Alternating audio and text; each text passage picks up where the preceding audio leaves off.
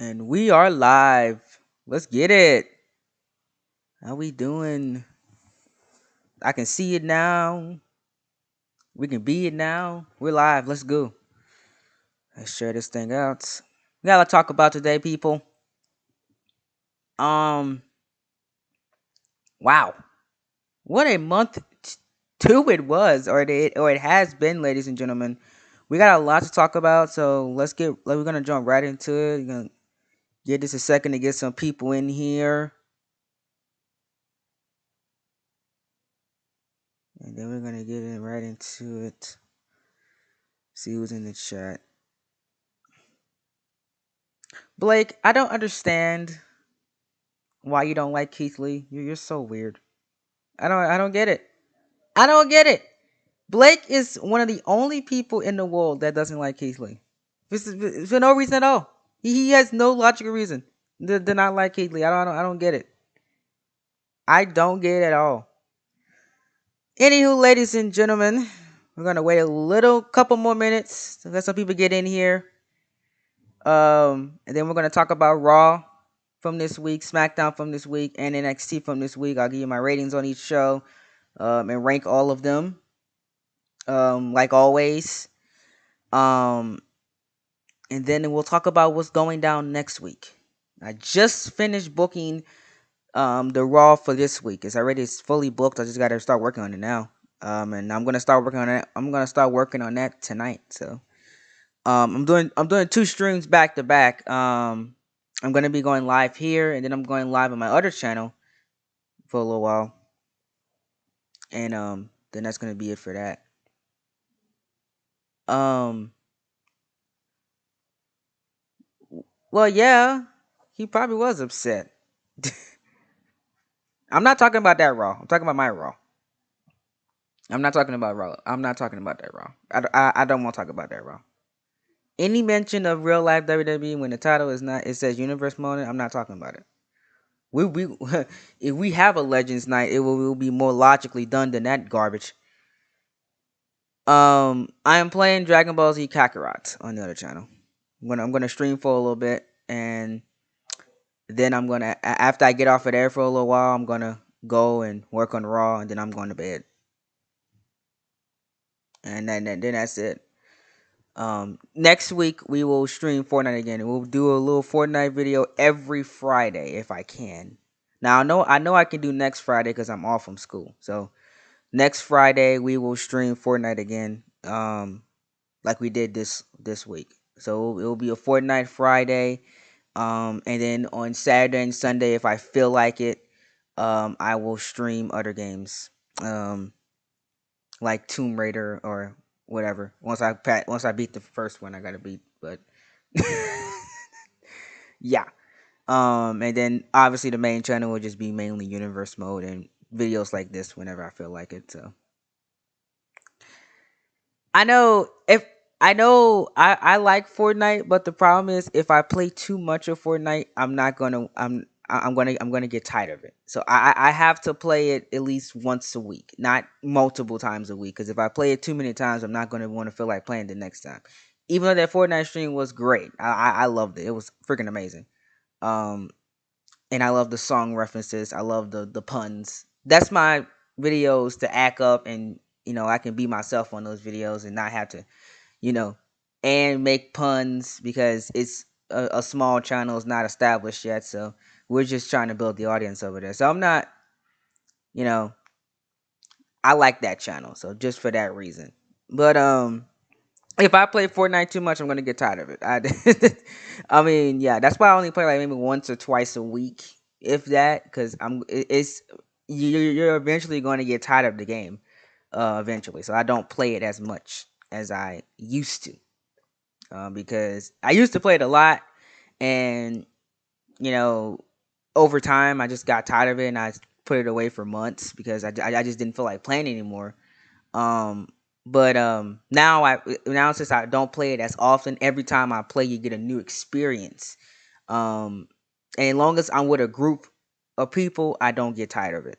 I can play Fortnite all day with a group of people. Long as I have people to talk to. I can't play Fortnite by myself. I can't do it. I need to have somebody. I need a team or a duo to play Fortnite with. I cannot play Fortnite by myself. I refuse. I can't do it. I will never ever, you know, play the game right if I play it by myself. Um, but yeah, apologies for not getting to that CTP, not TTP, Train Talks podcast this week. I had a busy week. I will try to make that priority number one. Hopefully, one day this week I'll sit down and we'll talk about what I need to talk about for Train Talks. Um, but yeah. Oh, I appreciate it because you go that you guys sitting through those ads, you know, gives me that $10 a week. No, I'm serious. I'm serious. Y'all sitting through those ads helps me with my $10 a week. Okay. So, I appreciate you guys watching that a minute long ad. It paid. Look, those $10 add up. I get $40. That's $40 a month. Not to go along with the other little money I get from YouTube as well. But that adds up. That adds up. That money adds up. Okay. So y'all sitting through those ads pays me $10 a week, and with the little extra little change I get whenever everybody get their YouTube checks, it works. It adds up. When everybody say, "Oh, you don't have a look." The people in my high school say, "Oh, you don't have a job. Well, why you don't go work at Walmart or Popeyes?" I was like, "I don't need to work at Walmart and Popeyes. I don't need to do that. YouTube pays me enough money, but baby, I save. See, the problem with some people, they don't save their money. Me, I could have $10 in the bank. I bet you that $10 gonna turn into 70, 80, $90 in less than 2 months. I'm serious. I'm serious. I don't play with my money. I save my money. I do. You know. And I was like, oh no, I can't work at no Walmart. I can't do no fast food place because my patience is thin. If somebody go off on me and they cuss me out, I'ma cuss them back. See, I can't work at no fast food place. I don't know how the people do it. I can't do it. I can't do it because if somebody disrespect me, I'm gonna say what I gotta say, and and leave it at that. I'm gonna cuss you back out. Don't play. Don't play with me. I'm serious. I don't play that. I don't play that. That's why I can't work at no fast food. I can't do no Popeyes, Wendy's, Burger King, Walmart. Nope. Mm-mm. Mm-mm. My patience is thin for that. Nope. Nope. Because I will speak my mind and I will be fired probably I probably won't last 3 months, 3 or 4 months. I'll probably be gone. I'm serious. I'm serious. Because I seen the customer service at those places. This dude don't got no patience. If you that's what I tell everybody. You treat me with respect, I'm gonna treat you with respect. I'm not gonna bother you. I'm gonna do what I gotta do. But as soon as you disrespect me, I'm gonna play my mind. I don't play that. I don't play the disrespect. I don't disrespect people unless you disrespect me. Simple as that. Simple as that. That's why I can't do no fast food because you gotta have a certain tolerance to deal with certain people, and my patience is not that good. Not no more. I used to have great patience. But when you know, but with people, certain types of people, I can't do it. I'm gonna speak my mind. I'm gonna say what I gotta say, and that's gonna be it. That's gonna be it. That's why I don't work. That's why I don't work in fast food. I said that's why YouTube is the perfect thing for me, and I'm glad I'm getting paid for it. I'm glad because YouTube, I can do what I love, and I can say what I want to say if somebody disrespect me. And I never been disrespected on YouTube. Not in a long time. Not in a long time. I don't get disrespected on YouTube, so I can say what I want to say, do what I want to do, and get paid for it. It's the best feeling in the world. It's the best feeling in the world. You know. I don't mind talking to people. Just don't disrespect me, and then we won't have an issue. I can joke around with you. I don't got a problem with joking around. I make jokes myself. I laugh at myself sometimes. You know, I love joking around, but just don't disrespect me. I don't like that. Basically, yes, put some respect on my name. That's it. That's it. Treat me with respect. I'm gonna treat you with respect. Simple as that. But I could. That's why I say I commend the people from that work at Walmart because, and I never be disrespectful to them. Never. Anybody in fast food or retail in general, I don't disrespect those people because they have the patience that some people don't have to work at that place and go there every day and deal with the stuff that they deal with. I can't. I personally cannot. I can work any job except retail or fast food. I can't do it. Those two jobs, don't ask me to work them. I'm not gonna work them. I can't do it. Can't do it. Can't do it. That's why I said YouTube is perfect. A perfect high school job is YouTube. It is absolutely perfect. Just that simple. But yeah, thank you for watching that ad. I appreciate it. Helping me get my intel and helping me get my little income I need. It is. It is, man. Oh God. They don't. They don't. And that's the problem. They see you as workers that you have to do their bidding because they're the ones that are paying you money. That's all they see you as. They don't see you as people. And that's the issues with retail and food. And that's why I can't work them because the customers that go those some people, not everybody, some people that go to those drive-throughs and go inside or whatever, or go cash out at Walmart, they don't treat you like human beings. They don't. And that's the problem. That's the problem. That's why not this one, because you ain't gonna do that. You ain't gonna you ain't gonna do that with me. I surely will cuss you out. Don't play with me. Don't play with me. I don't got time for that. You gonna treat me like a human being. You ain't gonna see me as no your little object that you gonna use when you at the store to go buy something. Mm-mm.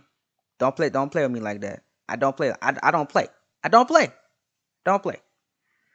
Oh Lord, I've never seen a. That's personally. Where I'm at. I've never seen a black Karen.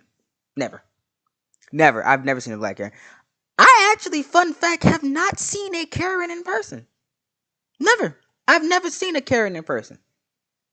The stores I go to, they not really in there. Um, but I've seen videos of Karens all across the country, but I've never seen a Karen in person. Never. That's one thing I've never seen. That's kind of neat. I've never seen them.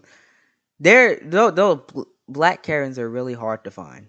They really are hard to find. But there is some. There is some out there, but they're scarce. They're scarce. They're really hard to find. I mean, I guess I could see it because some people's patience is, you know, especially when they go in the store, is not that good. I I can see that where they can be of black Karen or Karen in general. You know, it's just I don't know. I don't know. I just don't tolerate it. I don't tolerate it. Not me. But anywho, where were we at? We got sidetracked. I was talking about money and retail, like always. Um, where was I? Oh, we were talking about train talks. Anywho, I will try to have a podcast up this week. I apologize for not getting one up next week. I'm sorry. I apologize for not getting one up this past week because we had school issues. Of course, it can't be my school without them having issues. It always got to be something. So I had to go get those issues fixed and stuff like that. I'm fine now. So we will be getting to train talks sometime this week. Luckily, I only have a 4-day week again. Yes, sir. Because apparently, teacher got to do staff development day. Oh. Yeah, we have to develop our staff, guys. So I'm not gonna have school on Friday. And I get out early on Thursday. So yeah. And I hope we get snow. Look. I hope it snows tonight so hard that I don't have to go to school on Monday. Please. Can the weather change a little bit and the snow come further down south so I could get some snow, so I don't have to go to school tomorrow? I would love that. I would love to do one day of online school. Please, one day. I don't need to do every day online. One day of online school. So just snow so much. Oh, and then hopefully on Tuesday, maybe we might go down to another phase so I can do every other day in school. That would be great. That'd be great. That will be absolutely great. Please let it snow for me. Like Boys to Men said, let it snow. Yeah, let it snow. One time. That's it. Just on Monday, just let it snow so I don't have to go to school. I would love that. I would absolutely love that, but it's not gonna snow. It This state it snows every 10 years. The next time this state will get snow is 2030, and I probably gonna be gone by that time. I don't know. I might be moved out by 2030. We'll see. We'll see. Cause I'm thinking yeah, I'm thinking, you know, I don't know. I might leave my state in 2030. We'll see. I don't know yet. It just depends. Cause we'll see how everything is by that time.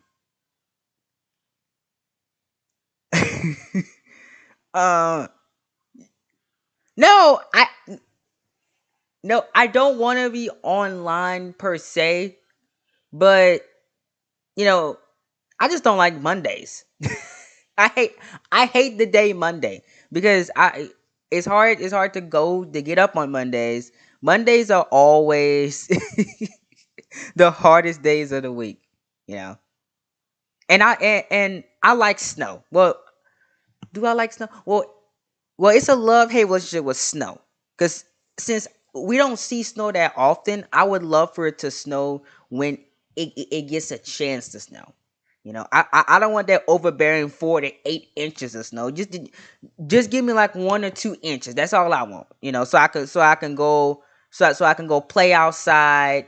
In the snow for a little while, and then come back inside, have me some hot cocoa, and then that's it. That's all I'm doing. Go look. The last time it snowed down here, it was 4 years ago. I was in the 8th grade when it snowed down here. Um, Let me tell you exactly what I did. Exact. I mean, pause. My bad. Let me tell you exactly what I did. I went outside for a couple minutes. I sat back there. I think I sat outside for 5-10 minutes.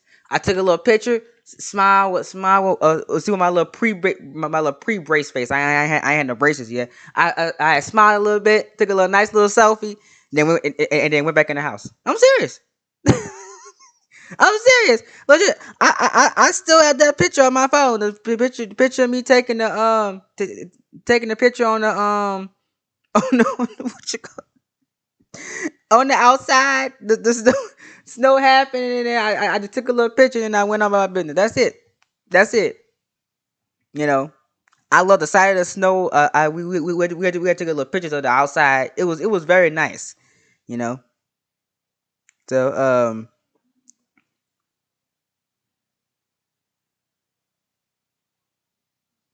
oh oh my Jesus.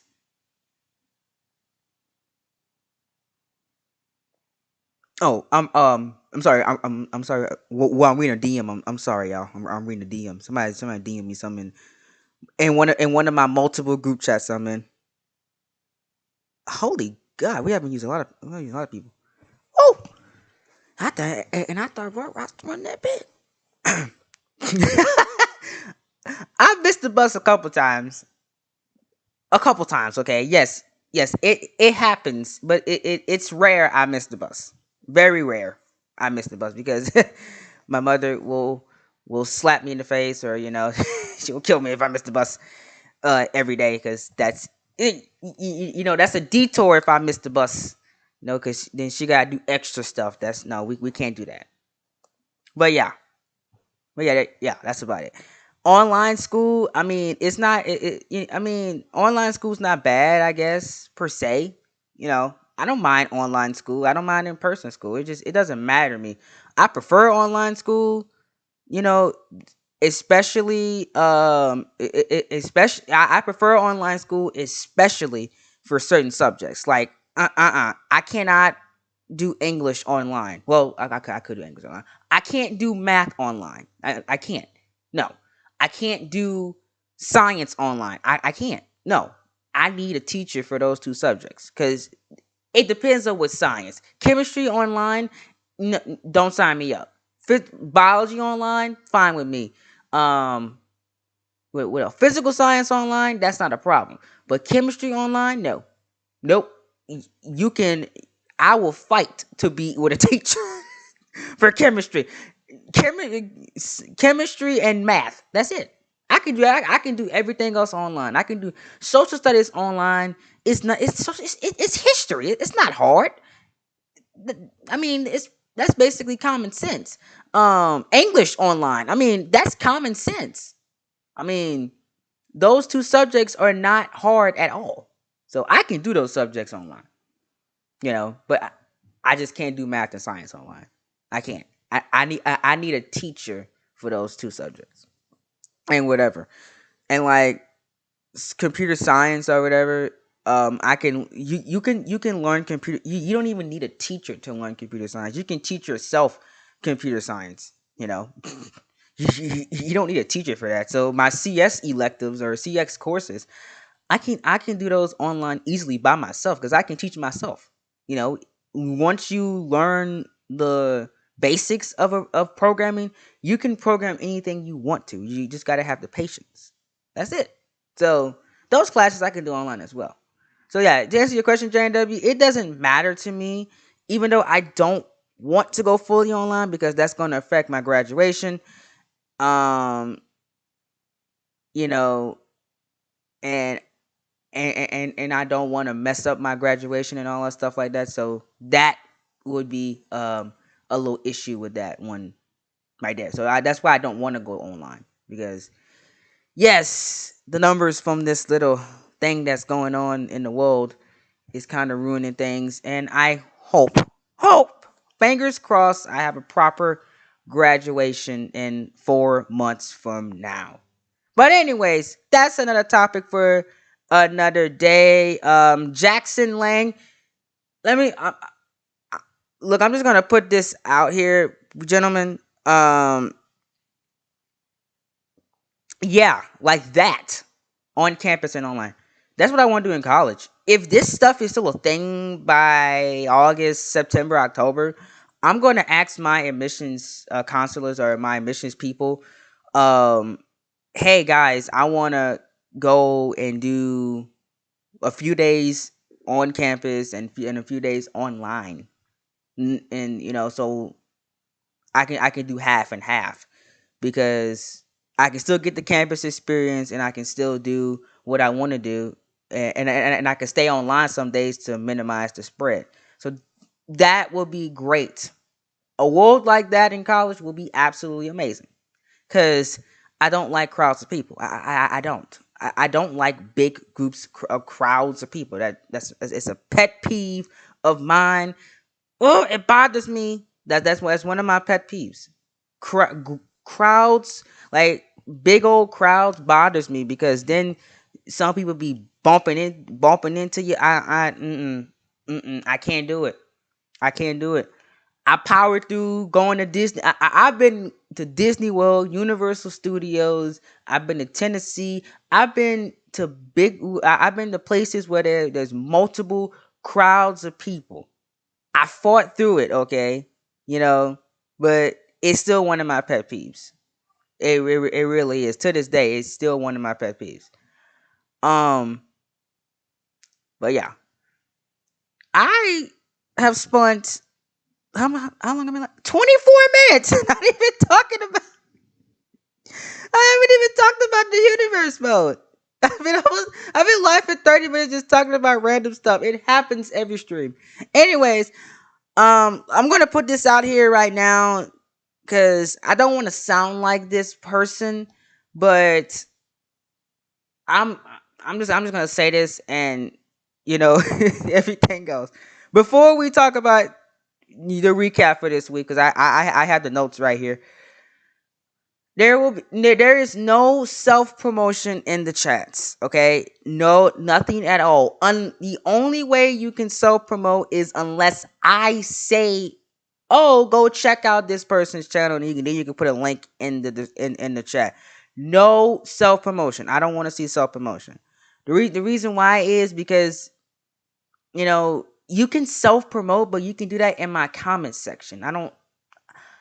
I don't like self promotion in the chat because it just takes away from the stream. And you know I mean, what you're here for if you're gonna just be self promoting your stuff. I don't like that. I like to self promote people myself. Like I can say go check out Gresh because Gresh is awesome, and then Gresh can do what he gotta do, and y'all can go check him out. Y'all I can say go check out J&W. If I say yeah, go check him out, then yes, you can self promote. But please don't self promote unless I say so. I just don't like that. So, moderators, if you see self promotion, please delete it. That will be a warning, and if you keep it up, we're going to mute you. That's just I'm just as simple as that.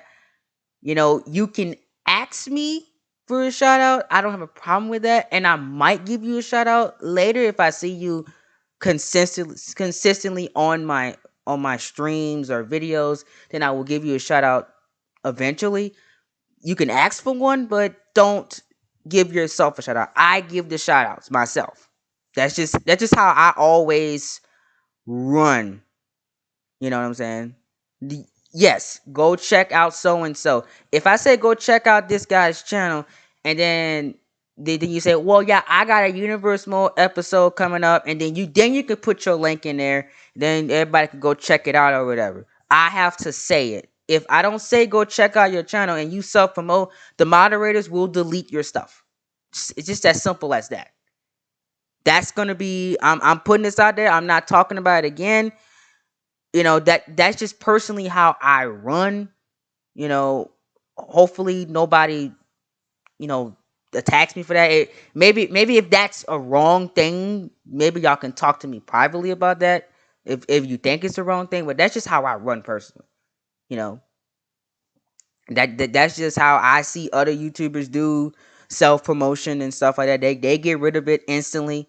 Unless they specifically says it themselves or whatever. You know, that's just that's just what I see from other creators that I watch or whatever. And I'm just gonna follow them, and we would do that more because I think that's best in my opinion too. Yes, please. Um, thank you. So thank you for mods for doing that. Uh, hold on, let me see. I gotta go back to the live stream. Yes, please, J&W. You can mention something if you need to. So while J&W types out what he needs to type out and whatever, um, that's just how I feel on things. I don't necessarily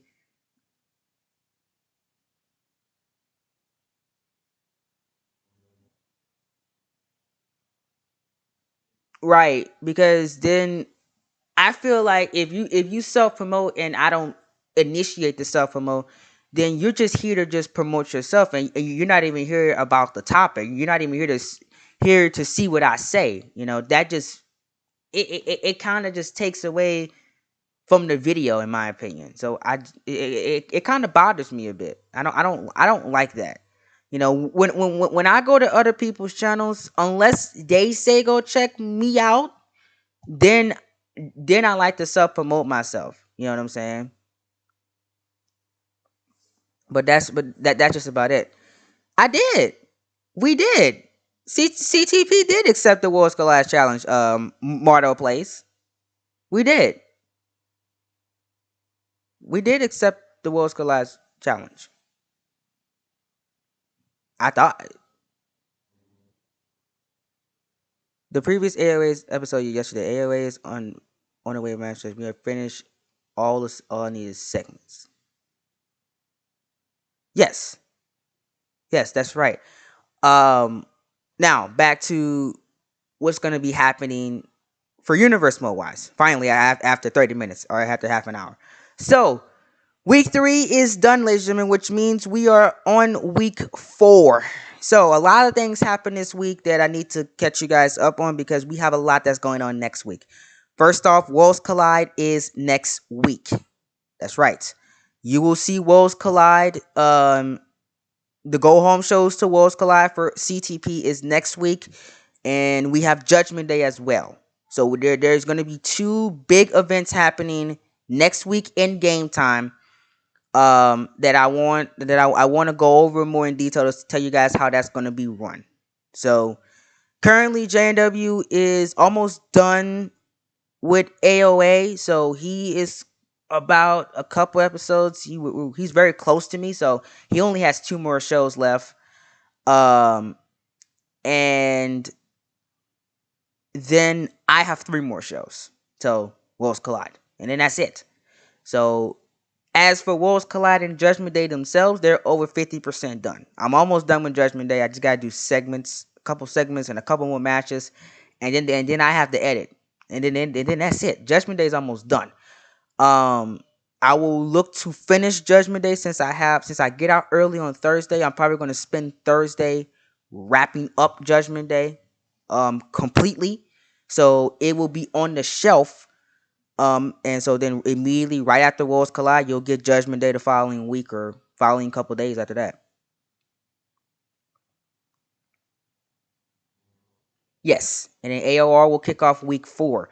By the time I get to SmackDown, most likely, um, J&W will probably be finished with AOR. Um, that should be about right because I haven't got the SmackDown script yet. So yeah, that's about right. That's about right. So then once I finish SmackDown and that's premiered, I'm going to wait a little while because that's a good question. You're gonna have to watch Raw, SmackDown, or NXT for those answers to those questions. We don't know who's gonna be on our team yet. You will find out this week. I can tell you guys that now. Um. So yeah, I might finish my build before him. It just depends on when I get the shows and how long it takes me to make each show. I know Raw. I know, like I said, Raw's script is done. So I'm starting to work on that today. So it might take me, I'll say maybe 2-3 days to finish Raw up, and you might see Raw by the middle of next week. It just depends on how long it takes me to work on this and how long it takes me to edit. Because the longest part is not making the show, is editing. The longest, because now with music it takes me longer to do edits because I gotta do music. I'm doing music now. Then also I gotta do text promos too. And then when the show has multiple sets of text promos, that takes a while to do. Because you gotta type all that out, position the person right, make sure it makes sense or whatever, make sure there's enough time. That's a lot of work to do. So these shows take longer to make, um, and produce now. And then I still got to find time to do commentary and all that stuff like that. So, like I said, so that's why I told J and W. He was like, um do you mind me being behind? I was like, but we're on the same freaking timeline, my guy. By the time you get out AOR, which I mean AOA, which is probably going to be most likely this week, I might just be working on NXT. Knowing me, because I base my universe mode work around the workload I have in school. If I have a hard workload in school, there will be that's less time I have to work on universe mode. Because school always comes first. So that's why I make sure that's why you're getting this today, because I'm like ahead in school.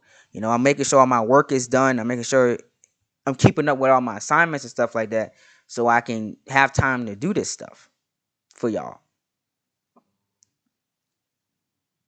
Right. So then, yeah, your show's gonna take longer to make. I know mine's take an average of 2 to 3 days to make. Just that. Pay-per-views take me good thing I'm working on Judgment Day now, because imagine Judgment Day and Payback. Payback might take me 2 weeks, 2 weeks at least to make and get out there for y'all. Luckily, I started working on Judgment Day early, so Judgment Day won't have that big of a gap after Worlds Collide's finished. And I can't even forget. I'm forgetting about this. We have a whole takeover next week. Takeover Chicago 2 is next week, people. Yes. It completely slipped my mind. There is a takeover that needs to be made. And I haven't and I still gotta do my matches for that. I forgot I was like, oh God, I'm missing something. I was like, wait, takeover. No wonder next week is big. We have a lot. And let's get right into the recap. So first off, starting off with Raw. Raw this week was just like Raw every other week, was just simply fantastic. Another over 2 hour Raw this week. And some of the best TV we've seen so far from the Red brand itself. Now, I gotta give it to the Raw bookers, and I gotta give it to the Raw writers and production for this.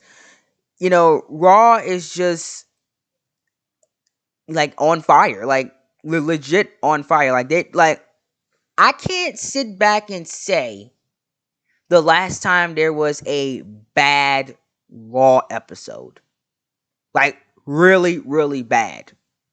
Like I can't even think about when was the last time we had a bad show for Raw. It had to have been probably, I'm gonna say the worst Raw we've had so far is probably the first episode. Admittedly, if I have to say something, season 7, the first Raw of season 7 probably was the worst one, and that one wasn't even that bad, honestly.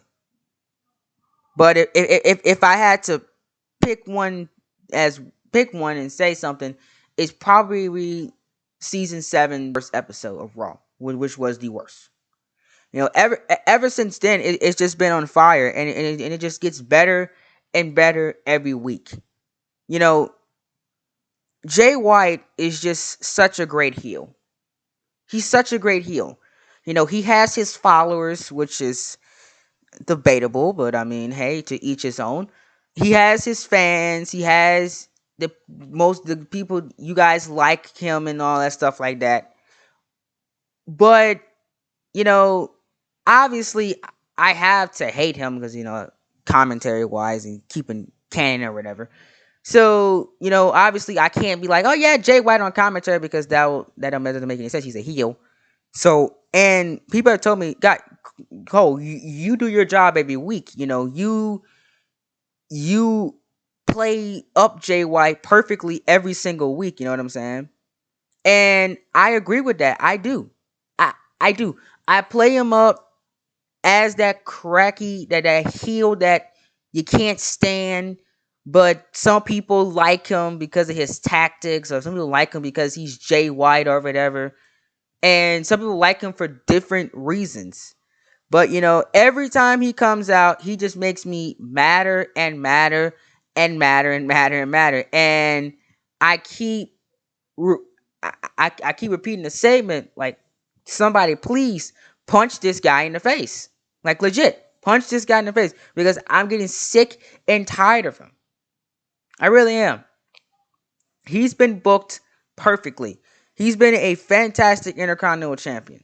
Fantastic. Ever since he got the belt at the WrestleMania in Las Vegas, he's been great. He has been good. I never thought that Jay White would have been one of the best parts about Monday Night Raw. That's what he is. He's one of the best parts about the show. Because the way he's booked, the way he's portrayed. Yes, the earth-shattering announcement. It's supposed to grip your skin and say, oh, here we go again. It's supposed to, make it say, why is he doing this again? It's supposed to get under your skin as to why he keep doing this earth-shattering announcement. Like, this better be big. I mean, like, this better be a big deal, because He keeps annoying us with this earth shattering announcement. And we're asking, like, can you get on with the point? Like, come on, man. Can you get on with this earth shattering announcement? Because I'm getting sick and tired of you coming out and saying the same things over and over and over again. It's designed to make you hate him. And then sometimes he roasts other superstars. Sometimes he roasts the town he's in. You know what I'm saying? He says he's the greatest intercontinental champion of all time. It's supposed to make you laugh, because I laugh every time I hear that statement, because he's not the greatest intercontinental champion of all time. You know, and he just wants to get under your skin. You know what I'm saying? Like, he wants you to hate him. You know, and the last couple times we had this earth-shattering announcement, Jericho was a shock. Jericho was brilliant, because he kept saying he's the greatest intercontinental champion in the last 10 years. And you got everybody knows that we always say Chris Jericho is one of the greatest intercontinental champions that we've had in the last 10 years. We always say that about Jericho. So when he came, it was perfect. Then he dated Tommy. When he interrupted Jay White, that was perfect. Because based on the styles those two guys had, and how long we haven't seen a Tommy in the series, it was just perfect timing for Hideo Itami to show up the way he showed up. Jay White was brilliant in this position that he's in. And I never thought that Jay White and Aiden English would be just perfect for each other. And the way that they came together, it just rubs you the wrong way. Because Aiden English stole Rusev's moment. And I'm going to keep reverting this over and over and over again. Aiden English stole Rusev's moment. You can argue that Rusev should be your Intercontinental Champion right now. But the reason why he's not, it's not because Jay White beat him fair and square. It's because of Aiden English. Aiden English is the reason why Rusev is not the Intercontinental Champion. That should rub you the wrong way, because if you watch that tournament and you watch what Rusev went through, and you watch how Rusev battled, and you watch how bruised Rusev was. You watch the testament that Rusev went through. After everything he went through, upgrading this moveset, adding new things to his repertoire, adding new finishers to his moveset to make sure that he can compete on this highly talented Monday Night Raw. And you just watch everything rip away. You can just see the hype that was in Rusev's face as Vengeance went on before he came out. You can just see it in Rusev's face. He said, "Tonight's the night." Rusev said, "Tonight is the night. I'm going to be the Intercontinental Champion. Tonight's the night. I'm going to shut up Jay White for good." And to just have that being ripped away from you by a man you thought you can trust. A man that said Rusev Day loud and proud for you for weeks and weeks and weeks and months and months and months before he tore his ACL and was out indefinitely. And then then Rusev was by himself before Aiden English finally came back and is now healthy. Aiden English was Rusev's best friend. He was Rusev's best friend. And to have your own best friend stab you in the back, you know how that makes somebody feels.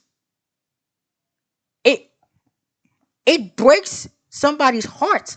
It makes somebody feel terrible about themselves. Like, I trusted this man with my career.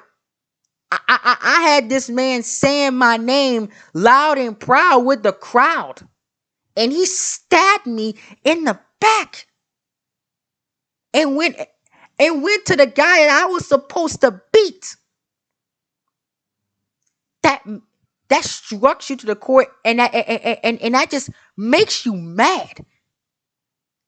It legit, when I think about it every day, It makes me mad. It really, really does. It does. Just, every time I think about it. But that's picture perfect storytelling. Picture perfect storytelling. We know why Aiden English explained perfectly why he's with Jay White. And the reasoning should make you mad as well. Like, I mean, come on. You're telling me that Jay White is doing things better than Rusev did when Rusev legit gave Aiden English the world. But Aiden English saying that Rusev did was mainly about Rusev. And it wasn't feeding his ego as well.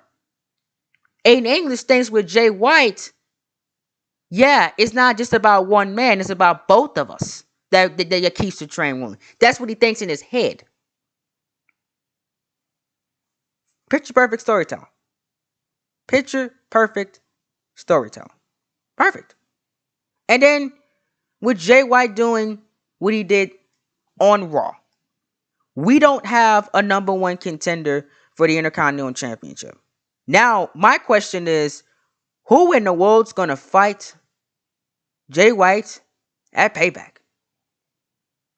I am very, very confused as to what's going to happen with the Intercontinental Championship because Jay White came out and destroyed everybody in that Fatal 4-Way. He took them all out.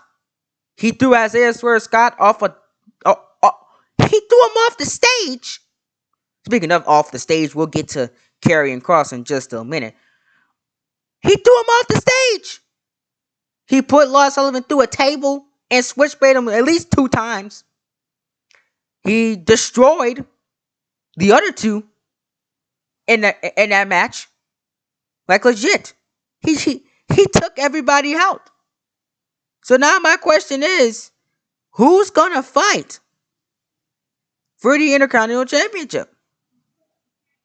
Who is even healthy enough to fight? Who's even fit enough to fight after what Jay White did to everybody? Poor Isaiah Swerve. That man got thrown off the doggone stage. Legit. Jay White just picked him up and said, skirt. Threw him off the stage. Poor Oni. Poor Roderick. I think Lars legit might be more angrier.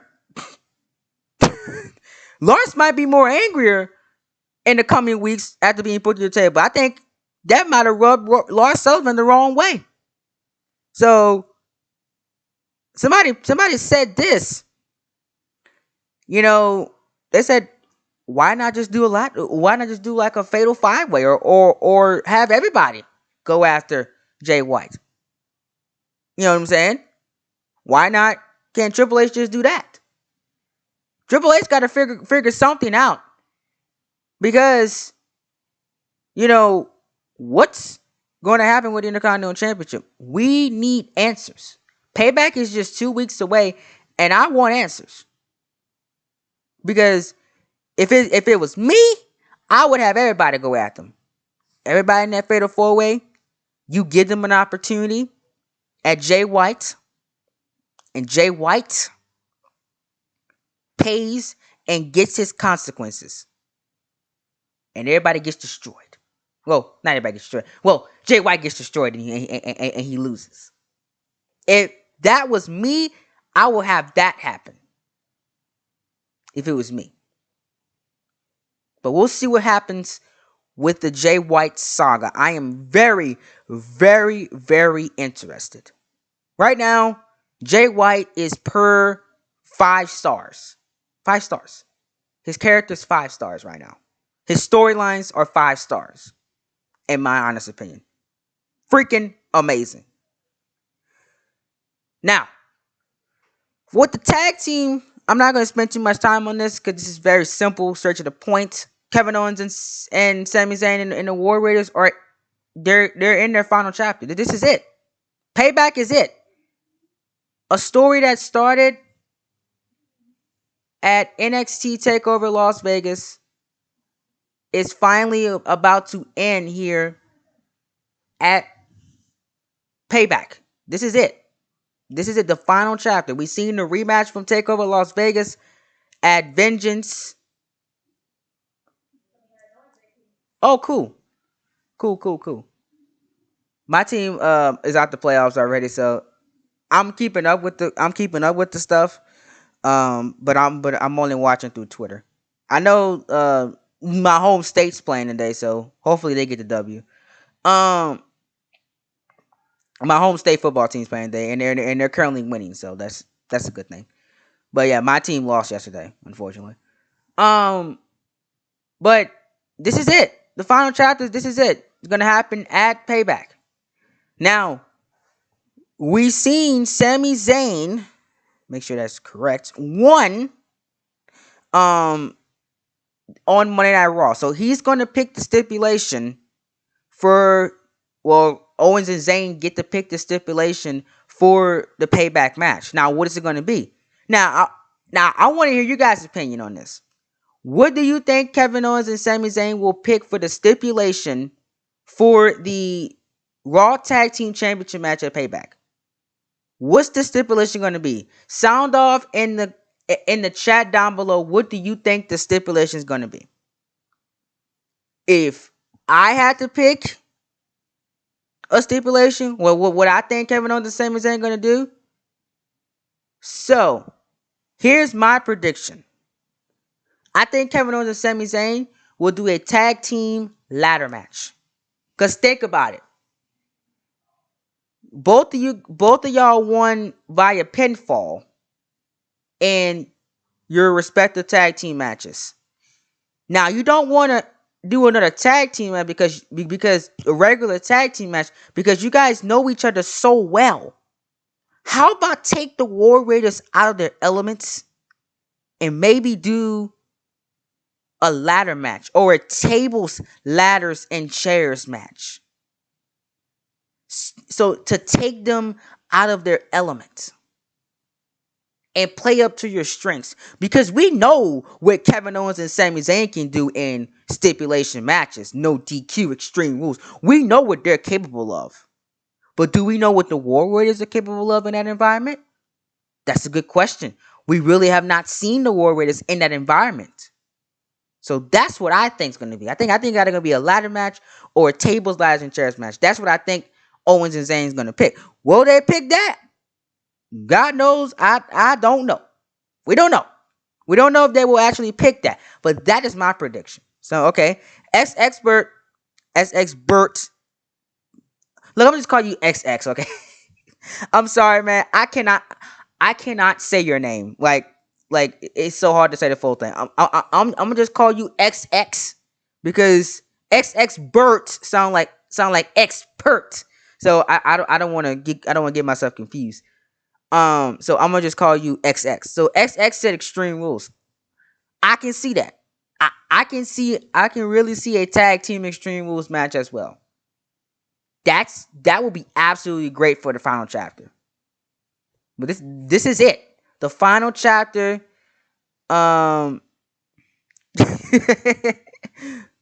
Birdie. Birdie, that's a good one. I'm gonna ask him. Do you want XX or do you want Birdie? Because I don't know. Some people might take XX the wrong way. I don't know. Some people strange on here. They might take XX the wrong way. But which one you want, man? Whatever you want. I like Birdie too. That'll be my little nickname for you, Birdie. Whatever's fine with you. Because I can't say XX Bert because that's gonna confuse me with expert because y'all names similar to me. It's gonna confuse me. I know it will. I know it. Everybody that has those long names, I give them nicknames. I do. Call you XX. Okay, that's fine. We'll do XX. XX is fine with me, man. That is fine with me. But yeah, XX said it's gonna be an Extreme Rules match. We'll see. We will see. Wait, I forgot to add season 7 in the title. People think we're actually on month 2 of the entire series. No, I forgot to add season 7 in the title. Season 7 month 2, week 3. Oh yeah. All right. So now that's talked about. We talked about the IC title match. Let's talk about Lorenzo Sampson real quick. Now, I am so proud of you guys, and I'm actually so proud of me, Expert, and JW for this. You guys are so excited for Worlds Collide. I I'm looking back on the analytics of things for the last few weeks. The Worlds Collide stuff on Raw, SmackDown, and NXT are some of the highest viewed things on each show. I think for Raw, it's the second highest behind Finn Balor and the WWE Championship stuff, and then third is Jay White and his stuff. On NXT, it's one of the most highest viewed things. Austin Wallace and his segments with Samoa Joe and company were some of the highest viewed things on NXT and had the most concurrent viewers this week, which is amazing.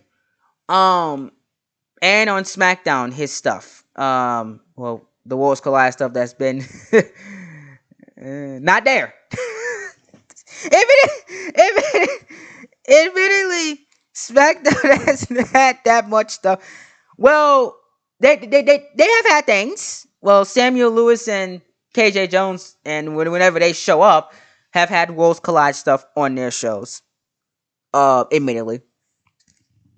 But Samuel Lewis and KJ hasn't been there in a few weeks. But yeah. I gotta say, what I want to say is I'm super proud of you guys. You guys have showed up.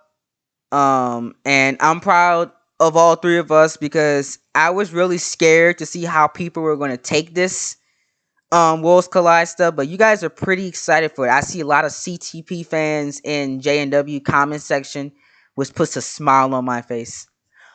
Saying y'all go and check out his content. A lot of y'all are subscribing to J&W, which is great. And what I like to hear, I'm getting some J&W fans that I've never had ever watch my videos. They're coming in and watching the premieres and watching the videos now, which is great. It's benefiting both of us, which at the end of the day, I want it. And I'm super proud of that. So thank you guys. This is the last week, guys. So, and just to say, people, we're going out with a bang.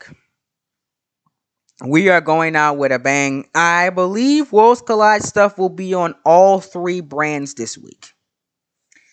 I gotta double check with SmackDown because SmackDown's a weird case. They sometimes have Worlds Collide stuff and sometimes they don't. But I'm gonna double check with SmackDown. But I believe this week is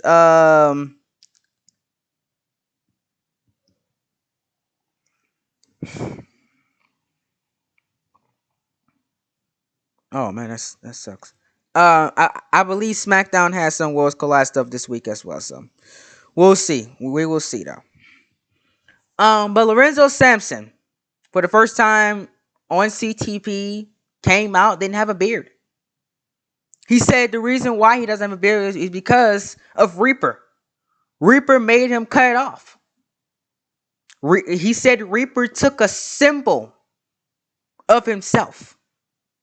And he said that he's gonna take a symbol of Reaper at Worlds Collide and leave Reaper with his own symbol. I gotta say, Lorenzo Sampson and Reaper is one of the things I am most interested on for Worlds Collide. Besides the Gauntlet, of course, the Gauntlet's gonna be great. But Sampson and Reaper is where the money's at. Those two and that Chaos Rings match is gonna be absolutely amazing. And if you guys don't know what a Chaos Rings match is, I'm actually going to link something for you all. So you guys can know the rules of a Chaos Rings match. I got to go find the video. Well, hold on. Let me find the video real quick. Where is it at? Where is it at? I got it. So if you don't know what a Chaos Rings match is, I'm going to link something for you all real quick. You guys can go watch this on your own time. J&W explains the rules of a Chaos Reigns match right here for you all in that video right there. That is what Reaper and Lorenzo Sampson will be fighting in at Worlds Collide. And I gotta say, Reaper and Sampson, the build has been fantastic. It's been mysterious. It's been intriguing. It's been a build that you want to sink your teeth in. It's been a build that you want to say, okay, what's next? Where are these guys going to do next? You know?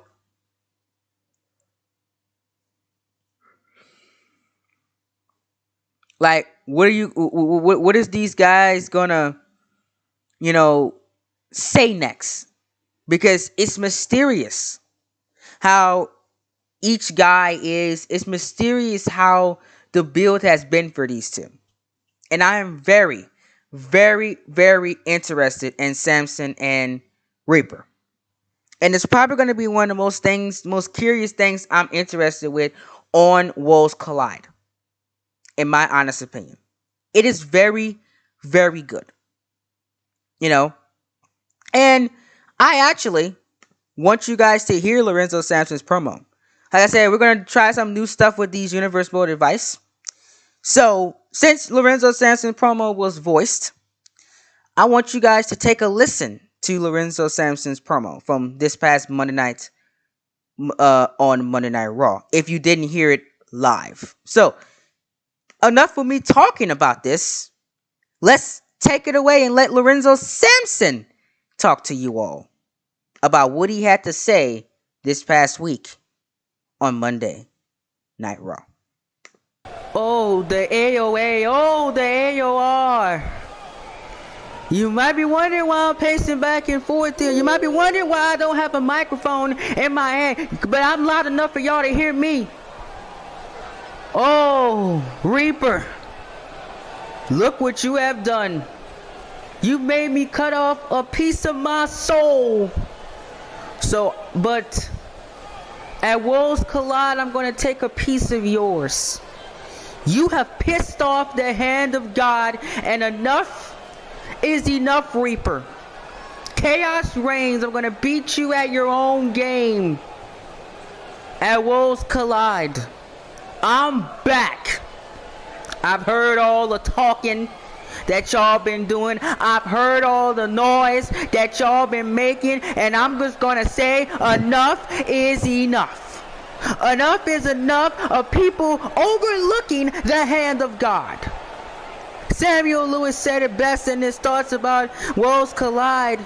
Y'all are not on the same level as me. Because let me tell you something, Reaper. You know what I'm going to be doing this time next year? And you know what you're going to be doing? You're going to be fighting at a worthless. You're going to be fighting at a name that was stolen Armageddon show while I'm on the grandest stage of them all at WrestleMania as a champion. But Reaper, you're going to be at Armageddon, the lesser show, the lesser known show, the show that just isn't good enough. Because look at what CTP is doing. Look at what we just did tonight. You think that the AOA and the AOR can even come close to that? I don't think so. Because you know some of those guys that were in that video you just seen a few night yesterday before Monday Night Raw went on? You know some of those guys are going to be at Worlds Collide. Because I'm proposing this, Reaper. I'm proposing this, AOA and AOR. I'm proposing this, your commentator, Mr. J&W Boss 98. Yeah, I know who you are. I'm proposing this to you. All of you. Now, J&W did respond to this, and I'm going to play that too. Match. As well. A gauntlet match at Worlds Collide. The best of CTP versus the best of AOA and AOR. Y'all are all about it. Come fight us at our own game. Everybody says CTP has the best gauntlet matches in the entire world. Well, I want y'all to take on the best in the world in a gauntlet match. Oh, but don't worry, Reaper. Don't worry. See this little covered up hand right here? This hand of God right here? This fist will go right in your face when I knock you out. And I'm going to take a symbol of something that you love. You took my beard. But you know what I'm going to take? I'm going to take your pride. I'm going to beat down your minions. I'm going to beat down you in front of over 25,000 people. And you're going to fall. Because you have underestimated you have underestimated me. You don't know who you are messing with. Now, Worlds Collide. You're done. Because Lorenzo Sampson's gonna come there, beat you at your own game, and leave you in a pool of blood, just like you left me. And you know what else I'm gonna do? The words CTP will be on the screen when I'm done, just like you did to me on Monday Night Raw, with your spray-painted, pathetic words in the middle of our ring. But you know, I'm going to have the blood just seeping on you, and it might spell out CTP on your body, on your abs, on your abdomen, all of that. Because the hand of God doesn't play, and enough is enough. See you in 2 weeks, Reaper. Yeah, don't be scared now. Bring your best. I got my best. Gauntlet match at Worlds Collide. You better be ready.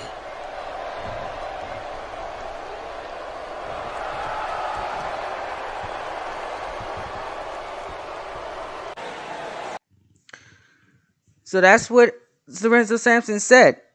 He basically said that he proposed the gauntlet match, which was accepted by JNW and AOA and AOR. They accepted the gauntlet match, and I'm gonna play that for you guys real quickly, so we can close this stuff out, and we will move on to the next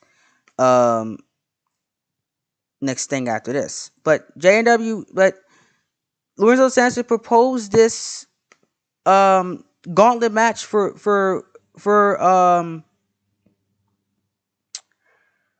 Worlds Collide. The best of the best from CTP, the best of the best from AOA and AOR. Now, the big question is, who is going to be in this gauntlet match for CTP? We have no idea. And we hope to get those answers for this week's shows. But AOA and AOR wasted little time, and this is who's going to be in their gauntlet match. JW tells you right now. Lorenzo Sampson here. As the voice of AOA, again. The general manager Z Ice had explained everything for us right here, right now. Because you challenge us to a gauntlet match.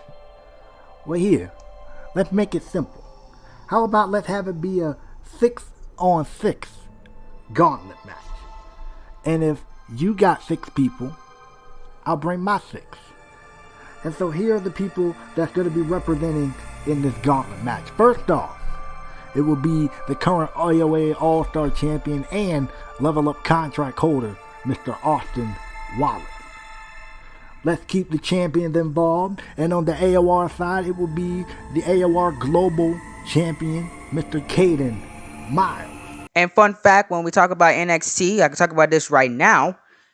Austin Wallace and Caden Miles actually showed up on this week's episode of NXT, which we'll talk about right after we get into the okay, we already talked about the Fatal 4-Way. All we got to talk about is the Karrion Kross thing, and we got to recap the main event, in which we got 2 matches confirmed for that show, and then I'll give my ratings. Fun fact, Mr. Wallace and Caden Miles actually showed up this week on NXT. and they did some dirty stuff. We'll talk about it in just a second.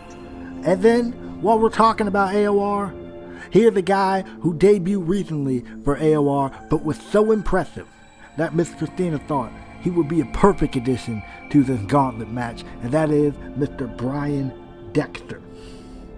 And then back on the AOA side of things, how about Mr. Sean Wright? And yes, I know he hasn't been emotionally dead, but I feel he can come through for us. But speaking of people who can come through for us in this match, how about Chaos? A big man who can tear through anybody and anyone that gets in his way. And speaking of tearing through people, this next... Oh, shoot. My bad. The video wasn't showing. Oh, that's great. Oh, I forgot. I forgot to change the scene. My bad, y'all. Oh, here we go. Thank you, J&W. I just realized the video was not showing, but y'all heard everything, right? Did y'all hear stuff? I apologize. I forgot to switch the scene. My bad. Sorry, guys. Can y'all see now?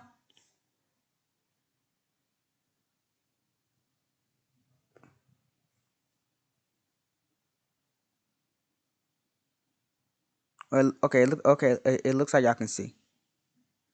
Oh, okay. I'm so sorry, y'all.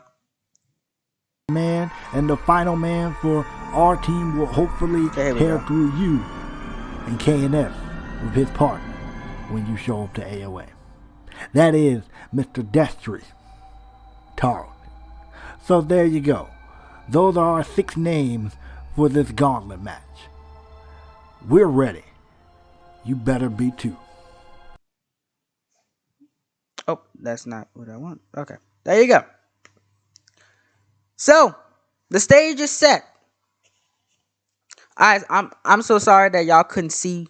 That's my apologies. I didn't know that the scene wasn't showing. But I'm glad y'all heard everything, but my bad. The stage is set. We got it. We got it right there, people. We got those. We got the 6 names for what's going to happen with now I can switch back. Okay, here we go.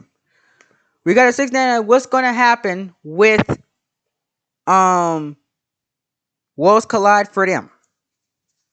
Now, the question is, who is CTP 6? Now, and how are they going to be announced? Yeah, there's the video right there. If y'all need to, y'all need to see the screenshots. That's my bad. My apologize. And how they're going to be announced? Only time will tell. Cause we gotta figure out who's going to go to war with these 6 people. That's the big question that is going to be on everybody's mind going into Monday Night Raw, NXT, and Friday Night SmackDown this week. Cause now AOA and AOR got their 6. Now they're waiting on us. So we'll see about that, as pretty much everything has been confirmed for Worlds Collide, except the Gauntlet participants for AOA. I mean for CTP. Everything else has been confirmed. So we'll see what happens with that one, ladies and gentlemen, as the days go on. And now, since I like doing videos now, and I know how to do them, instead of me explaining what happened with Karrion Kross, I'm going to let you guys see. If you guys didn't see, this is what happened with Karrion Kross this week. But yeah. Oh yeah. Also, Caroline doesn't have her challenger yet. We're still waiting on that. I don't know who is gonna step up to the plate to face Caroline. Only time will tell. But we will find that out hopefully this coming week. I am very, very interested to see who's gonna face Caroline. So there's 2 things left that needs to be confirmed. We know the tag team match. We know who the KNS match who they're fighting. We know Samson the Reaper. We need the Gauntlet. And who's going to fight Caroline? We'll see. See what happens. So then Vince Diamond, building more momentum up, he fought Scorpion and the debuting Scorpion and Michael Wolf this week on Monday Night Raw. We don't know what's Vince Diamond's motives. I do know he's not in Worlds from as of right now. As of this recording, Vince Diamond is not in Worlds Collide. He's not even going to be representing CTP in Worlds Collide as of right now. That could change because, again, keep in mind we don't have our participants announced for the gauntlet match yet. Vince Diamond has just been getting win after win after win after win after win. We do know, from the words of Vince Diamond, he has confirmed to me this week on Monday Night Raw, he will speak to the WWE Universe. About what? I have no idea. What is Vince Diamond will speak about? We will find out this week on Monday Night Raw. Diamond will speak to us. Is he going to be in the gauntlet match? Is he talking about something else? What's on Vince Diamond's mind? Ever since he lost to Lorenzo Sampson, Diamond has been different. He's had a more of an attitude out. He's shaved off the shine bright like a diamond stuff. He's not smiling anymore. Vince Diamond hasn't cracked a smile since WrestleMania in Las Vegas. Not one smile since then.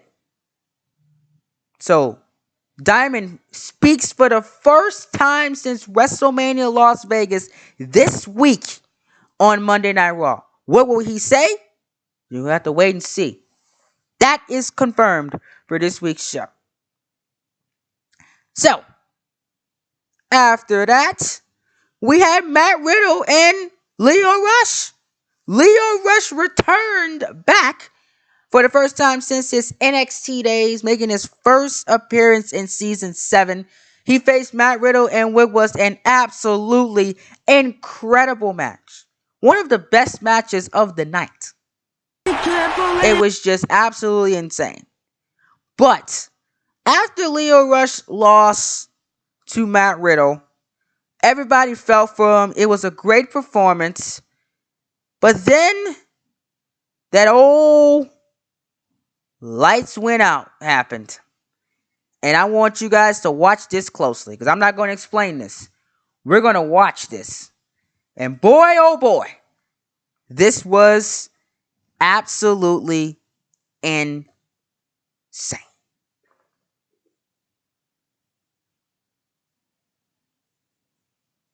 As it is time for them to head backstage as Lio Rush. Don't feel sorry for yourself, young man. You put on an absolute classic. You will be a star. You will be a world champion one day, Rush. I wholeheartedly believe that. Nothing but respect here for Lio Rush as these fans. Look at that. Loading him up here. Look at that. Oh. Wait a minute. What the heck? Oh my god! Guys, the license! No! Oh no! Doomsday! Connor Fickler! Follow man! No, please! Please! Not to Leo! Oh god!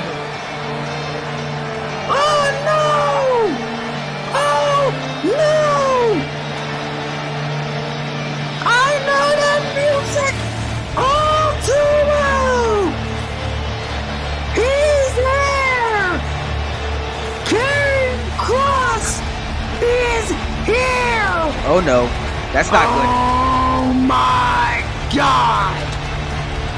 And this is not good for Lio Rush at all! I love that minor detail of the static. It's just great. To the ring, ladies and gentlemen! No!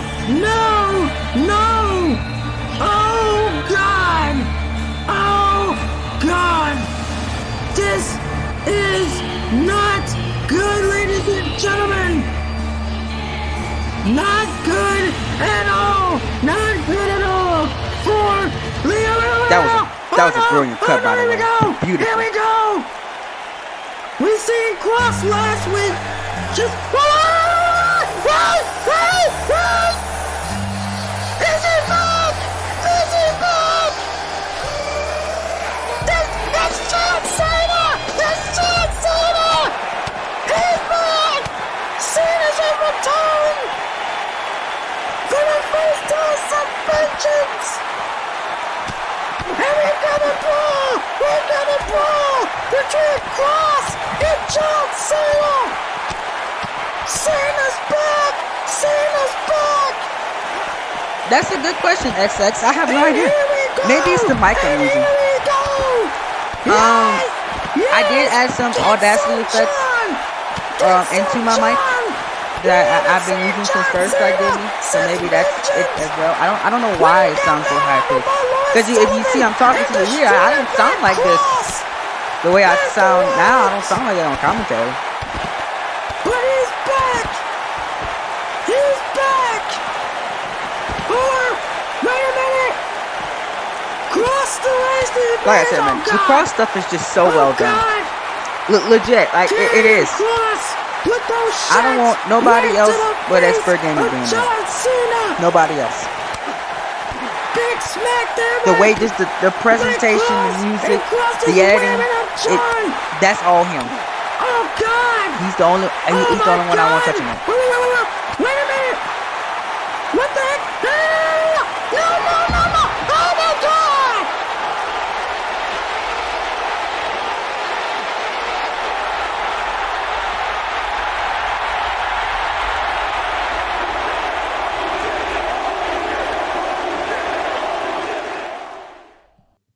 Just threw that man off the stage. Legit. And that was it. So now Cena came back after. Now, if you don't know, John Cena was attacked by Karrion Kross at Vengeance. And a few weeks later, John Cena has came back and he tried to get his revenge on Karrion Kross from the Vengeance attack, but Karrion Kross threw him off the stage. He threw him off the stage. The Karrion Kross stuff, like I keep saying, guys, it's just so well done. We don't know his motives. We don't know what the end goal is. Karrion Kross just shows up when he wants to, and he just attacks anybody he feels like attacking. It's just so incredible, and I gotta give it to the Raw bookers. Aiden Wrestling put it blatantly like this in his review of Monday Night Raw. He said, and I quote, "My God, the Kross segment with Leo had me wanting more. Every time Kross seems to appear, it gets better and better hearing his theme every time. It gets me hyped." You know, and the reason why is we don't use him, which we use him sporadically, and you don't know when he's going to show up. You know, he's never advertised at all. I that's one thing I never do. I never advertise Karrion Kross because I want you guys to feel surprised when he actually shows up. You know what I'm saying? And it's just basically how I feel about that. You know, I don't want anybody else doing the Karrion Kross things. In my opinion, I can't make a good Karrion Kross segment. I can't. From the presentation to the music to the editing, that has to be expert. I only trust a few people with doing something like that, and that's J&W, expert, and maybe somebody else. Like maybe somebody that's really good at editing to do those segments. I don't trust anybody else with that because there's a certain way this guy has been presented in my series, and I want to keep that aura around him as long as possible. And like experts say, if that would have been anybody else, Karrion Kross would have been, besides Karrion Kross, he would have been AA'd and Cena would have did your time. He would have put his hands up or whatever. But it's Karrion Kross, so he can't do that. Yeah, I'm speaking small YouTuber wise. Like small YouTuber wise, I would trust expert, a Gino. I forgot about Gino. A J and W. Like guys like that. That guys that know how to present somebody. And yeah, even I've seen Darren's work. Absolutely, I'll put Darren on it too. That Darren is very good at presentation. You know, I'll even throw out, even though he hasn't done a universe one in a long time, stuff I've seen from this guy, even Picky, I would, you know, even put his name on in there, for certain characters, because he knows how to do presentation very well. So I'll only like small YouTuber wise. That's who I put on that. I don't. That's for people I know that can that can present a guy very well. I don't. Personally, I can try, but I don't think I can maybe give Cross that aura that most others can give him, and that's what I want to keep. That's what I want to keep. Unless a guy like that's doing it, he's not going to show up. Simple as that. He's not going to be like that because there's a certain way I want him to present it, and I want to keep it like that as long as I possibly can. Simple as that. I'm only gonna put the top tier guys to work on that stuff. Um, but yeah, we'll see what happens with Cross. Really, we don't know. We don't know what's next for him. We have no idea. Like, so that's the intriguing part about it. You don't know. Is he going to attack somebody else? Is he going to fight somebody else, or will he be at Payback? We don't know. And to me, folks, that's the best part about it. You don't know what's going to happen. And I love that because now you're guessing. Cross wants to attack Leo Rush. Leo Rush, who just showed up this week. Now imagine if he wants to attack Leo Rush.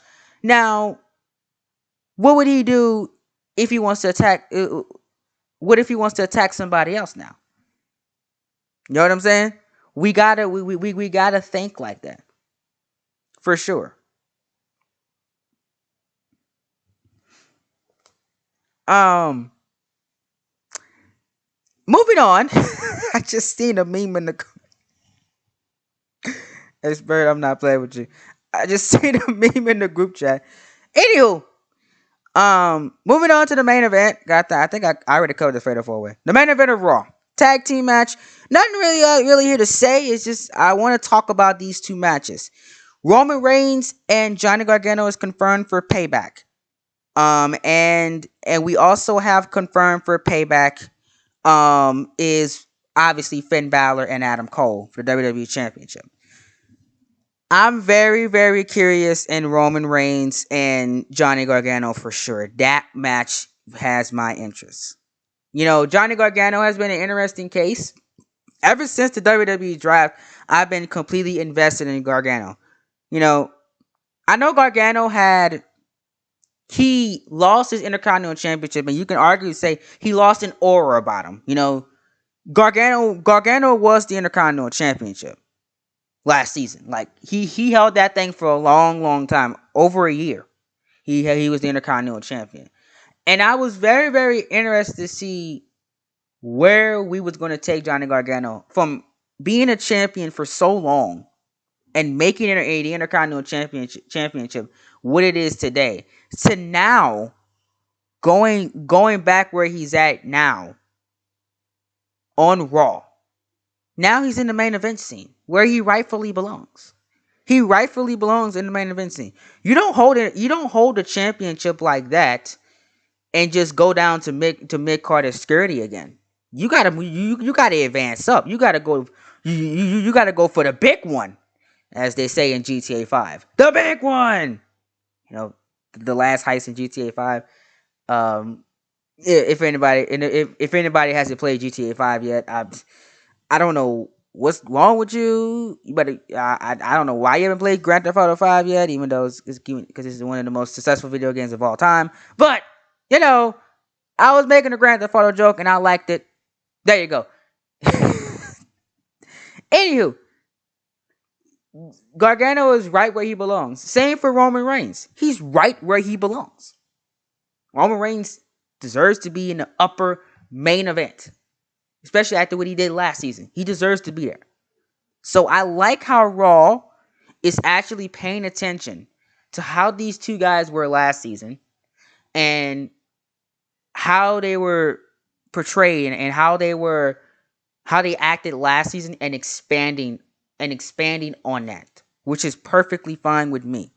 Because if you ask me, if I was booking season 7 myself, that's exactly where Gargano and Roman Reigns would be, at the top of the card and that upper main event level of the card, which is perfect. So they're doing exactly what I wanted to do with them. Exactly. So who wins that payback? I have no idea. This one is too close to call. Roman Reigns, arguably, you can say maybe he's still a little, banged up from his feud with Biggie Langston. Gargano might still be a little, crazy from what happened in a triple threat match. Who knows who's going to win? Um, who knows? Yes, the only thing that would have been Gargano probably would have never turned heel. If I was booking, Gargano would have, the roles would have been reversed. Roman Reigns still would have been the heel. Gargano would have been the babyface. Because when you turned them heel, I was like, oh Jesus, okay. I wasn't thinking that. At first when y'all turned them heel. I was like, can that work? Because I was like, I don't, because to me personally, it would have been a really, really hard for me to book a heel Johnny Gargano, in my opinion. For me, it would have been hard. It would have been hard. But yeah, like you said, the roles would have been reversed if I was booking things.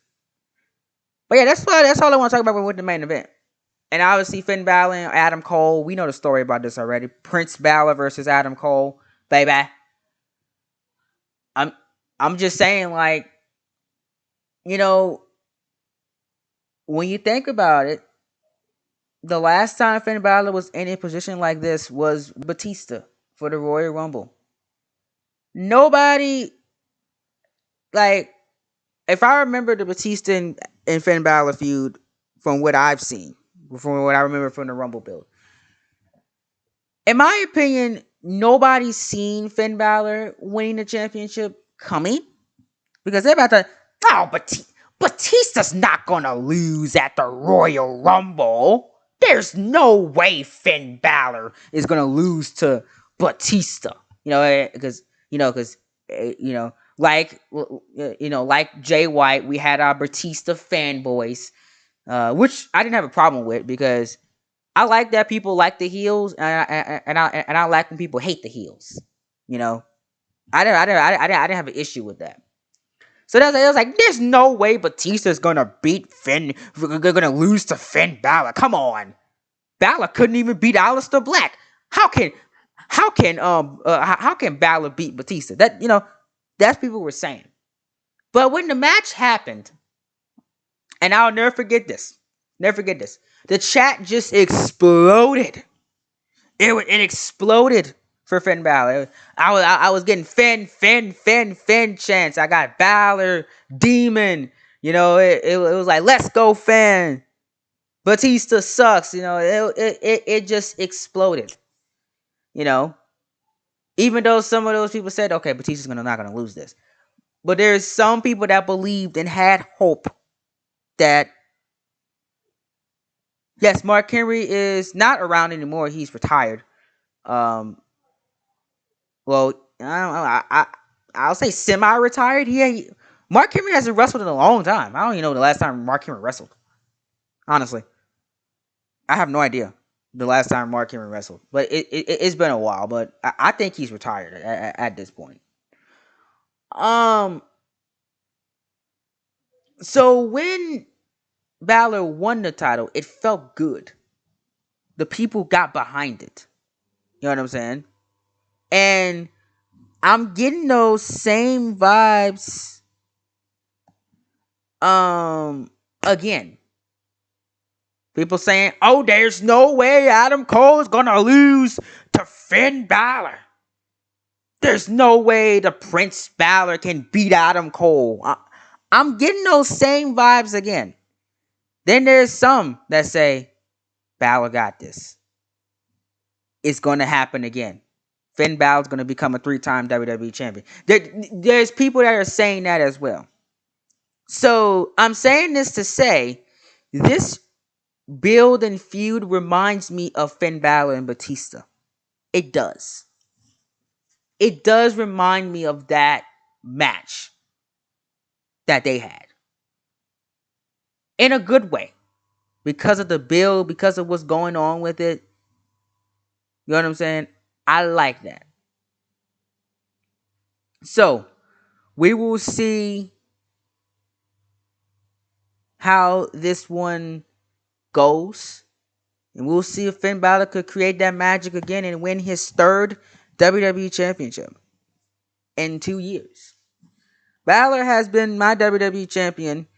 He won it in 2K19. I believe he won it at the beginning of Season 6. No, he won it towards the beginning. Yeah, he won it towards the... No, I'm lying. He won it towards the tail end of Season 5.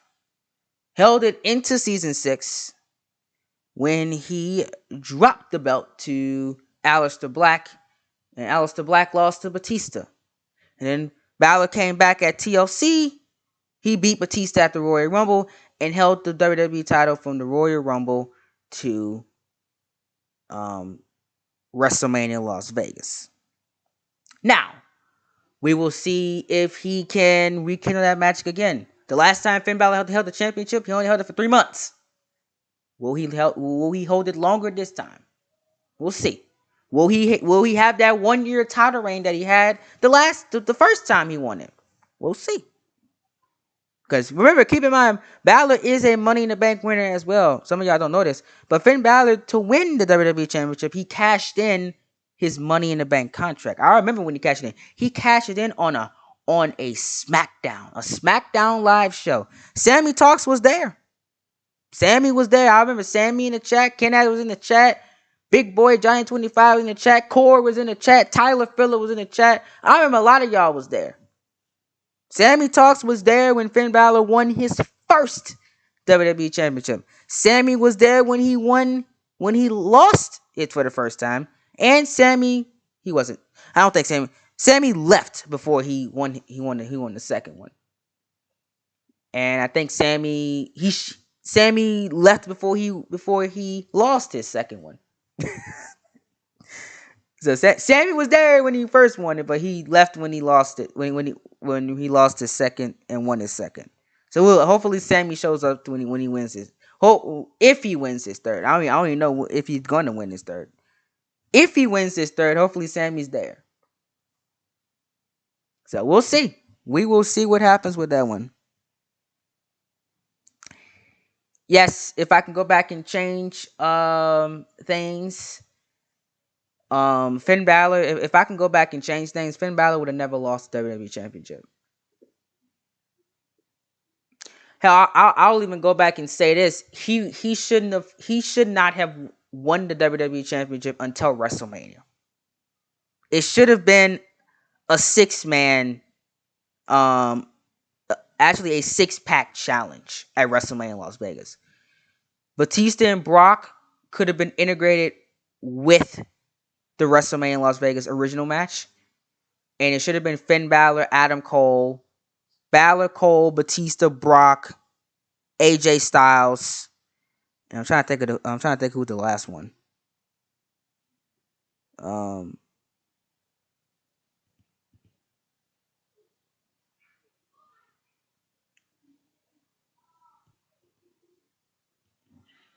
trying to think who was the last one that Fatal 4-way. I can't. Oh, and Aleister Black. Forgot. I couldn't think of the name. That should have been the original match. You know, the only reason why he won the belt is because I wanted to do Batista and Brock. at Mania, and I had to get the title off. I had to get the title off of Batista because I was still building up the fatal the fatal 4-way that you had at WrestleMania. But if I can go back and do things, it should have been a 6-pack challenge. Batista should have been WWE champion going into WrestleMania Las Vegas, and he should have lost the belt at WrestleMania Las Vegas to Finn Balor. Balor should have won the title at WrestleMania Las Vegas instead of winning at the Royal Rumble. If I can go back, that would have happened.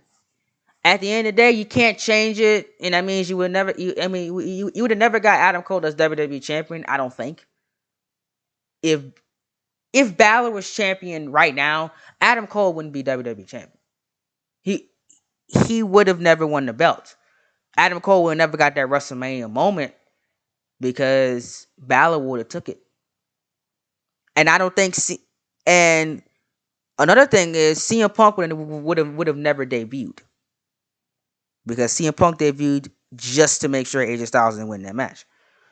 So the CM Punk return would have never happened if I would have did the 6-pack challenge. I would have never had a reason to bring back CM Punk. So CM Punk would have never returned or actually returned back to my series.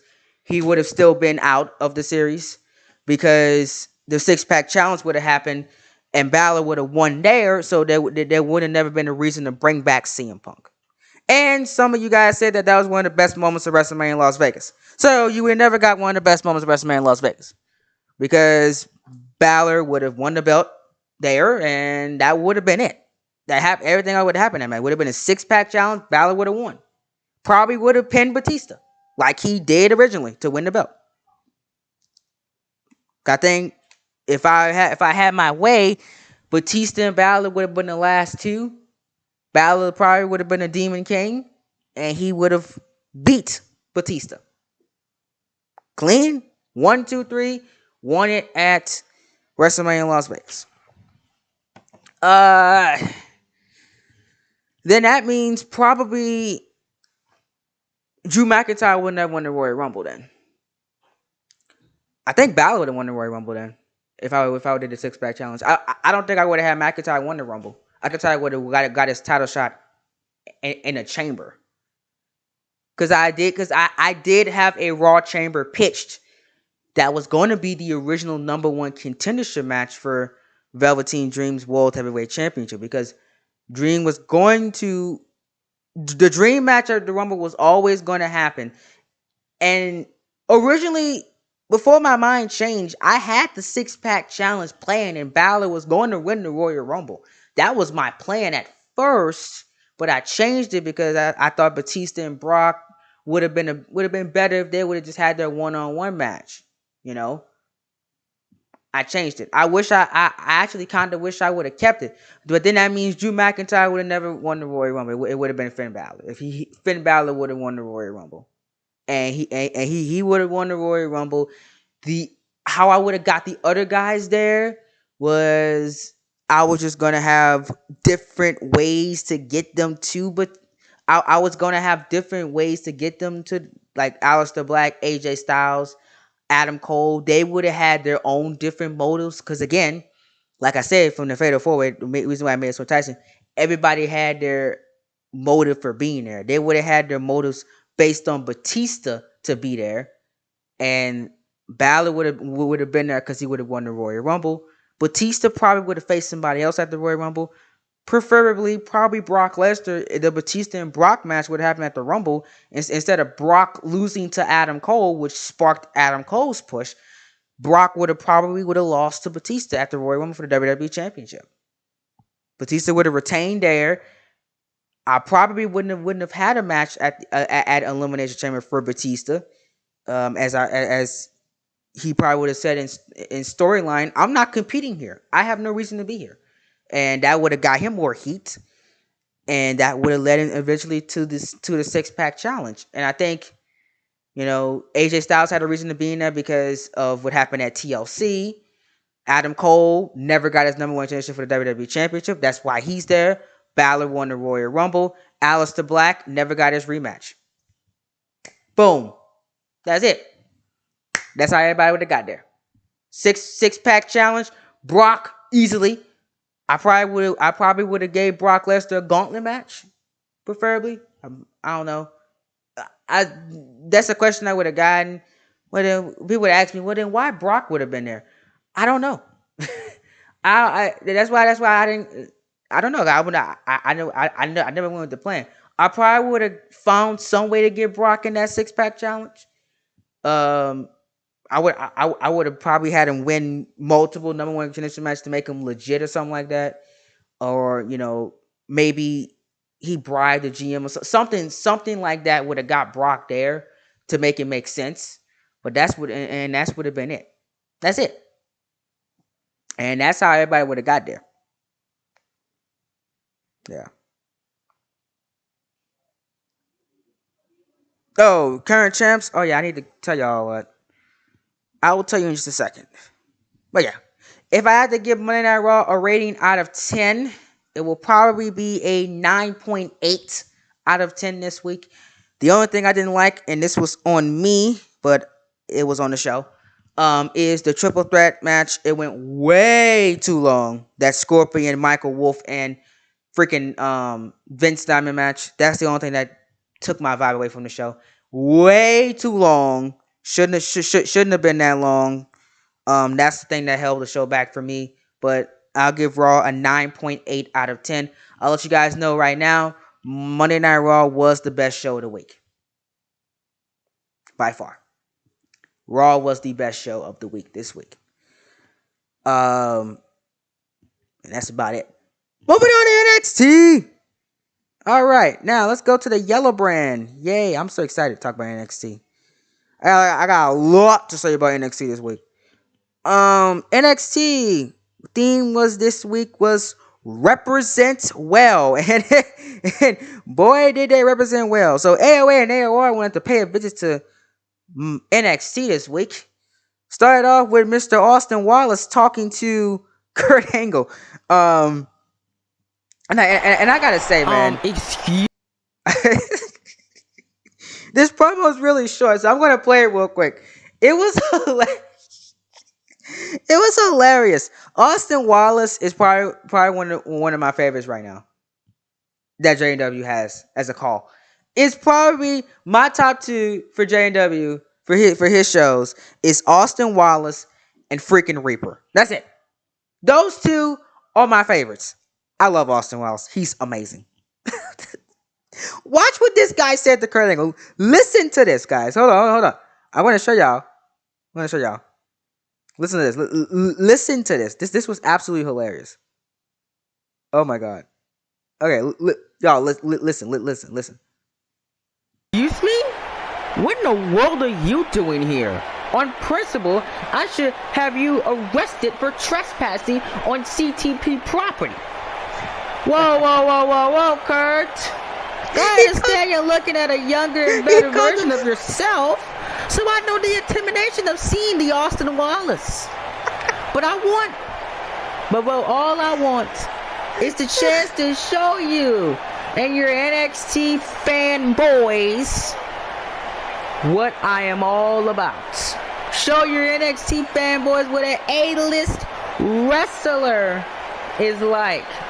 I got my gear and everything. I got the Money in the Bank with me, which y'all Money in the Bank y'all had, and y'all not even bringing it back this season because y'all suck. Dang, I got my beautiful All-Star Championship that looks better than any title that you have here in CTP.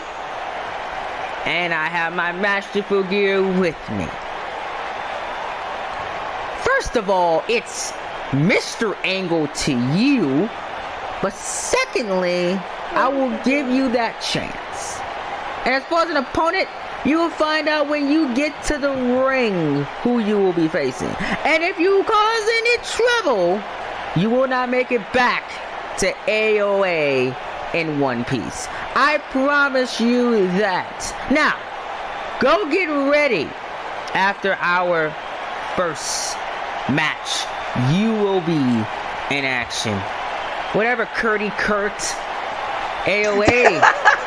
we're about to show you what we're all about. I'll beat your little pesky NXT superstar Because I'm the all-star champion of the world, a championship that has more weight than any championship here Oh in my god. CTP. Wait.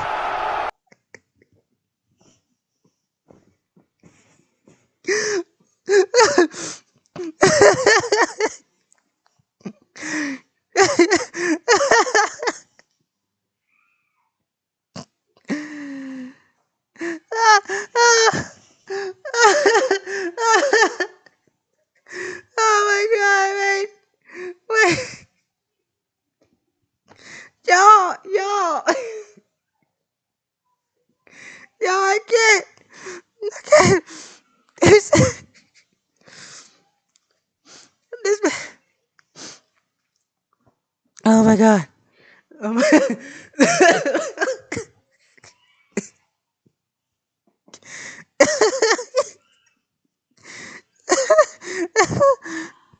he said, he said, okay, Curdy Kurt.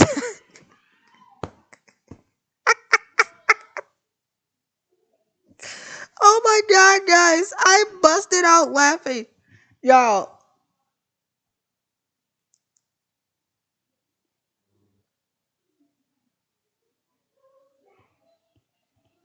y'all. Oh god. Oh my god, y'all. He said he said Curdy Kurt. But y'all, I couldn't even finish. I could legit. I couldn't even finish the freaking um the promo, y'all. Oh my god. Just okay, I need to go collect myself. Y'all go y'all go ahead and watch the next one. Oh my god. That was hilarious, bro. It was hilarious. Oh my goodness. Oh wait. Oh wait. Oh god. Oh god. Oh god. And Sam Keith Lee.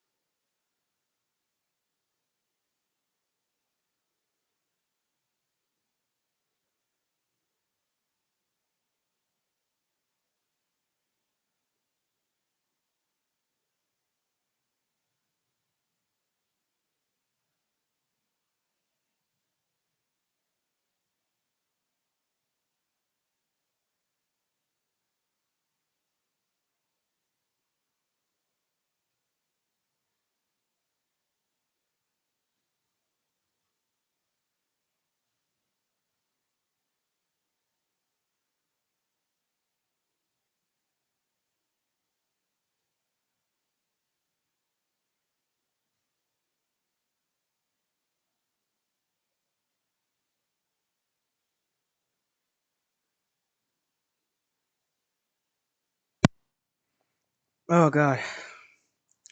Okay, I'm back. Um, sorry, I had to go. You know, collect myself.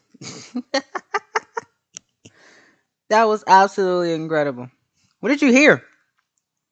I was muted. What you mean you heard something? There was nothing to hear.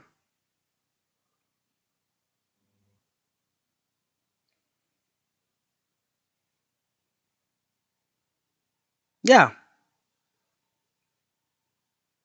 yeah, there was not. I was muted. The entire time. I had to go collect myself for a second. The Curdy Kurt thing was hilarious. Oh my goodness. But anywho, now back to NXT. I need to go put my thing back on the podcast thing. Besides that, I'm gonna run through this really quickly as night because this was just a standard great NXT show. Um, I don't understand why people have issues with NXT and how it's being booked. I don't understand it. Like people have been telling me, some people just don't understand the style of NXT. And I just think that it's just blindly not even paying attention to what's going on. Like this guy that keeps telling me that they don't like NXT, it has to show you that you don't even watch the show. How come you don't like it if you don't watch the show? Well, he said, "Well, I watch Raw and SmackDown respectfully, you know," and he doesn't even watch NXT. So how can you say that NXT is the worst show? I don't understand that. I really think. I really don't. I don't have a problem with NXT because we talked about this yesterday. I mean, about last week actually. We talked about this, and I said that Monday Night Raw is the Attitude Era, being booked like the Attitude Era, and a little bit of ruthless aggression with the chaos and great storytelling. And they do it and they have it in the ring when they need to. NXT is ruthless aggression era. All about in-ring action, all about that technical style wrestling. And SmackDown is current day WWE. Well, yeah, basically.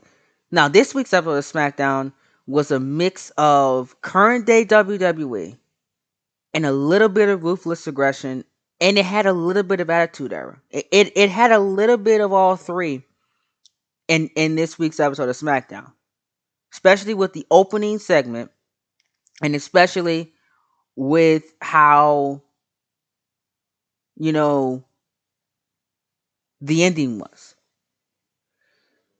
But this dude keeps telling me like, "Oh, I." Well, that was me. Well, that was me laughing. There was no yelling. I don't know what you're talking about. Um, because I rewinded back. I didn't hear anything. Let me see. I'm gonna go back to like maybe 4 minutes ago. I was still going. Did you hear? Okay, that MER.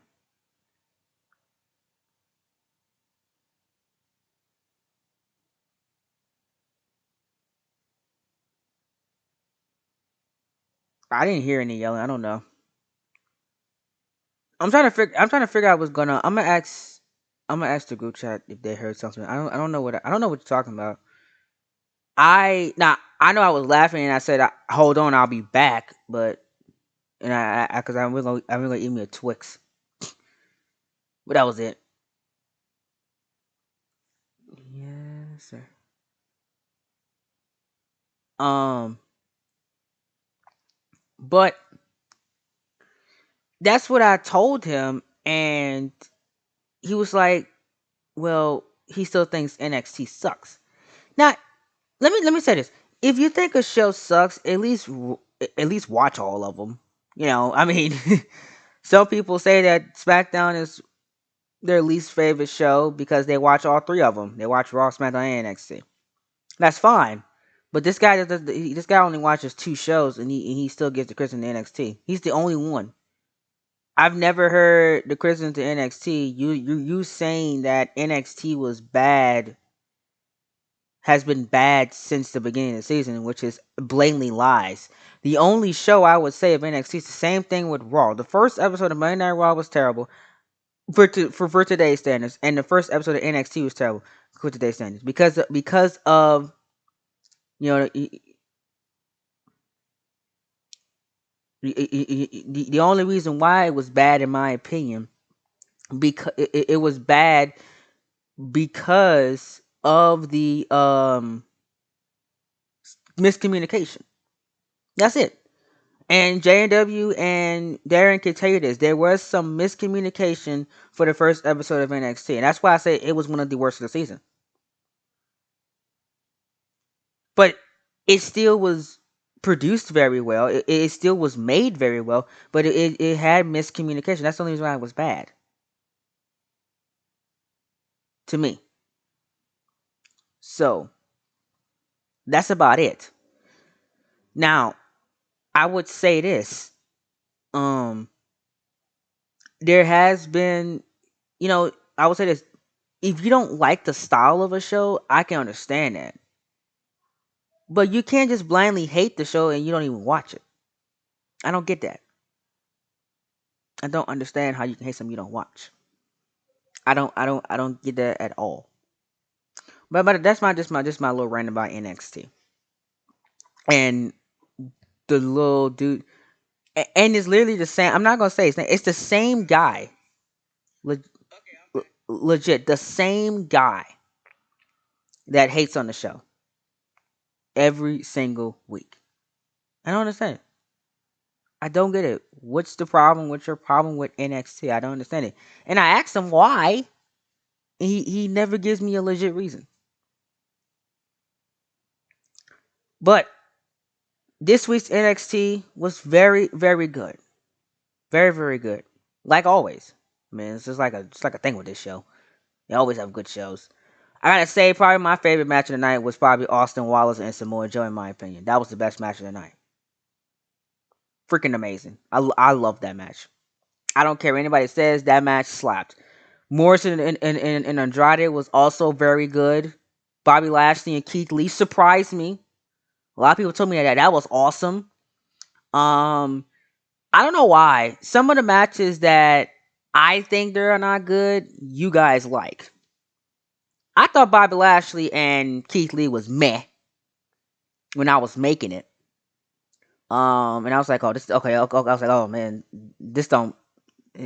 I just couldn't get a groove with them, and I thought it was really really meh. But the premiere chat and reviews told me that was very very good. They liked that match, and I was like, okay, I'm fine with me. Um, what else happened? The women's match on the show was very very very very good. Mickey and Sasha was fantastic. You know what I'm saying? You okay? So Sammy agrees with me. Okay, cool.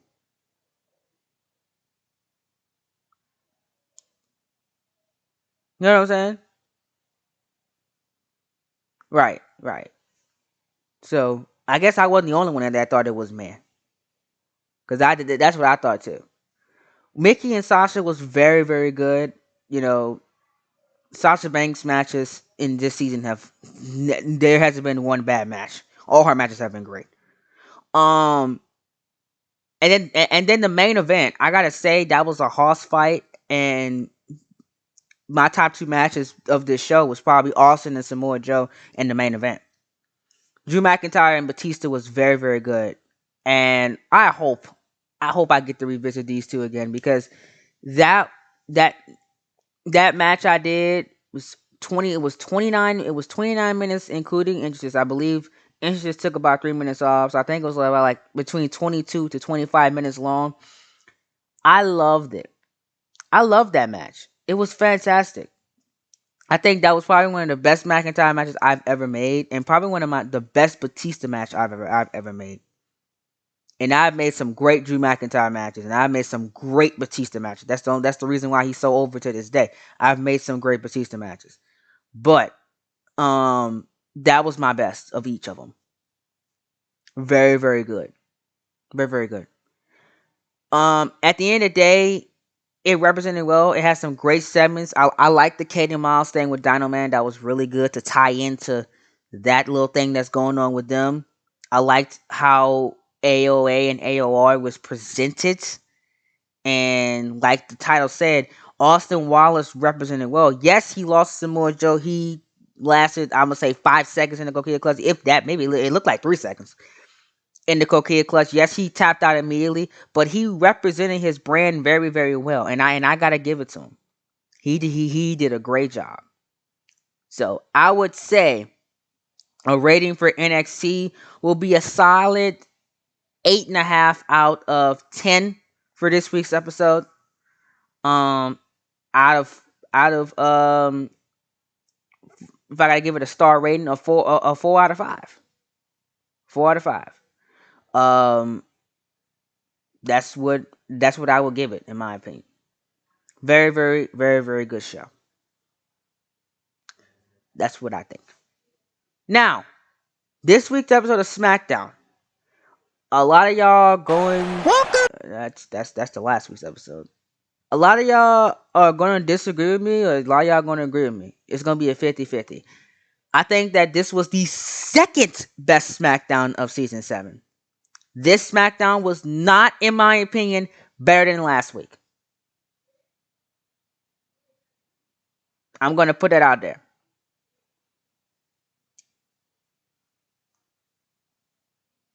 This SmackDown was not better than last week's SmackDown. Now, a lot of y'all are going to disagree with me, and that's fine, because a lot of people have told me that this was the best SmackDown of the season. I don't think so. I think theory or truth, last week's SmackDown was better. I think last week's SmackDown had the better matches and told the better story, in my opinion. This week's SmackDown, I wouldn't say it was terrible. But this one was more focused on story, and I had told people in the group chat that this one was more focused on the story. Yes, it had that great match with Austin Theory and Ricochet, very, very good, the best match of the night. Yes, it it had excellence, but I think this week's SmackDown was not better than last week. I just enjoyed last week's SmackDown more than I enjoyed this week's SmackDown. And this is just my opinion. The King Dar stuff was very, very good. I enjoyed King Dar's return. I love how he was a savage and wore the same thing that he beat Brock Lesnar in and wore down the ring, and had the same entrance. Just to be a savage, just to say, hey, I beat Brock Lesnar. That small detail right there. The promo was very good. I'm excited for King Dar and AJ Styles. One of my favorite feuds going right now. The only reason why I just didn't like this week's show, I kind of thought that the Battle Royal, it was a pain. It was a pain to do. It was a pain to edit. I had to redo that match 4 times, guys. 4 times. And I had to edit it for 30 minutes alone. It was a literal pain to get through. I did not like this Battle Royal. I didn't. I mean, it served its purpose. Yes, it did crown number 1 contender for Bianca Belair's SmackDown Women's Championship. But I think legit, I think legit they could have done this better. They could have done this better. I would have preferred maybe Bianca become number 1 contender for the SmackDown Women's Championship. And And I would have preferred if she became um number one contender a different way. Well, because expert, I had to combine 4 matches together. Four matches together till I finally got the white runner. I had to, because the entrances was one match. The second match had Bianca Belair get thrown out early. She got eliminated in the first 15 seconds of the match. So I had to redo the first match. Then Bianca lasted to the final two. No, actually not the final two. She lasted to the final five, and then Rhea Ripley eliminated her the second time, and then Nia Jax won one of them because Bianca was the last three, and and for some reason 2K20 didn't want to let me reverse in that match, so Nia Jax eliminated Bianca Belair the third time, and then finally the fourth time it was the final two with Bianca and Nia. Nia finally stopped countering me, so then I finally got the ending I needed.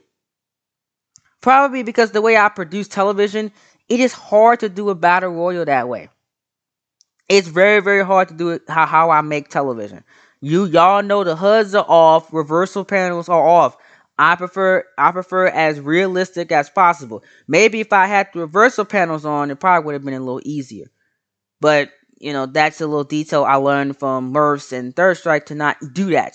Not do that as much because you're trying to keep realism. I learned that from the best. So the way I make my shows and the way I produce my shows, it makes the battle royal a pain. If you had HUDs on and if you had reversals on, battle royals should be a piece of cake. You won't have to worry about those logistical issues that I have to worry about because I can't. Y'all know my reversal limits are off. Yeah, my reversals are off, and the indicators are off, and the HUDs are off. So I can't see the little, what you call that, the little bar that shows up when you trying to eliminate somebody that had the X, triangle, square, or whatever. You got to press the button to eliminate them. I can't see that. Because that's not how to, because the battle warrior is designed for you to have HUDs and all that stuff on. That stuff is off, so I can't see that at all. It was a literal pain. Shouldn't have happened. If I was a SmackDown booker, I probably would have had Bianca Belair and Rhea Ripley go out in a number one contendership match for the SmackDown Women's Championship. Have Bianca cheat to beat Rhea Ripley. That's what I would have done. You want to make Bianca a big deal. You want to make Bianca that egotistic heel and play out the fact of Bianca cheating to beat up Rhea to have us wanting more later. That's what I would have done. I would have had Bianca Belair, Rhea Ripley, number one contender. Bianca cheats to win, beats Rhea Ripley, and faces Ronda Rousey at Judgment Day. That's what I would have done. That's what I would have done. If I had my way, the battle royal would never happen. Rhea Ripley, you thought about it. She was getting win after win after win. She deserved to be number one contender. Have them fight each other, but don't pin Rhea. Don't pin Rhea clean. Have Bianca cheat to win. Have Bianca maybe use a chair. Have Bianca maybe use something like win dirty, so we can get that proper Rhea and Bianca feud and not give us Ronda Rousey and Rhea Ripley too early. If I was booking, if I was the booker and I was the writer, I would have done that. That's what I would have done. Um, in my opinion, that's what he should have. That's what they should have done here. I mean, yes, or not even that. Give me a fatal four way. Fine, I can take a fatal four way. Give me. You want to put Lacey in there? That's fine. Lacey, Bianca, Ripley, and maybe give me a surprise like an Alexa Bliss. Fatal four way. Bianca doesn't pin Rhea Ripley. Make sure Ripley does not get pinned. Bianca pins Alexa Bliss. There you go. Perfect. Ronda faces Ronda at Judgment Day. I mean, anything would have been better than this battle royal. You know what I'm saying? Uh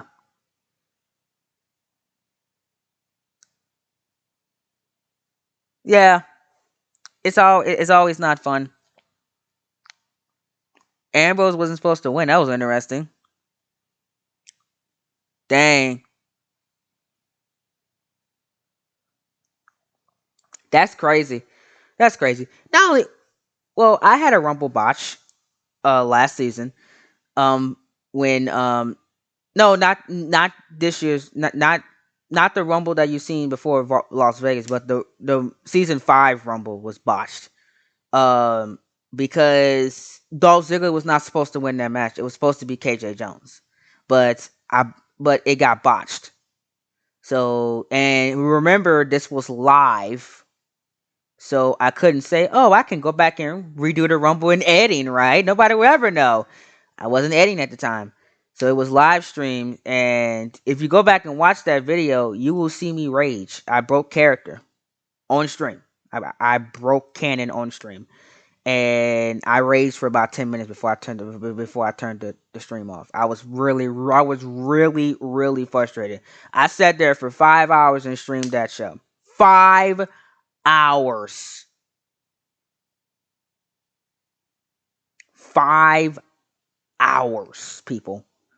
And I sat there and did that show. And I got the wrong Rumble winner at the end. My women's Rumble, the right winner won. Ronda won. She was supposed to win.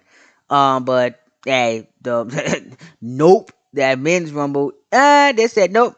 No, Cole, you're not gonna get that winner. Nope. So yeah. And at the time, I remember. I think I had the reverse indicators on at the time, and I still got the wrong winner. It sucked. Ricochet and Austin Theory was the best match of the night, hands down. There was no other match better than this match on this show.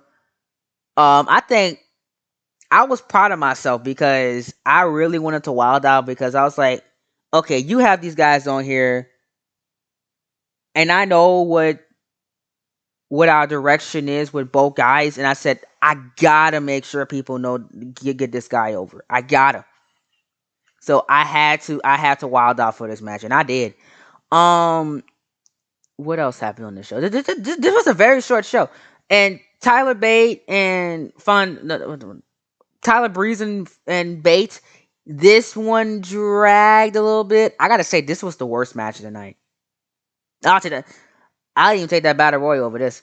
Um, I don't know why, but I just wasn't feeling this match. I wasn't. It went on way too long. It should have. I believe I should have cut some stuff out of this match.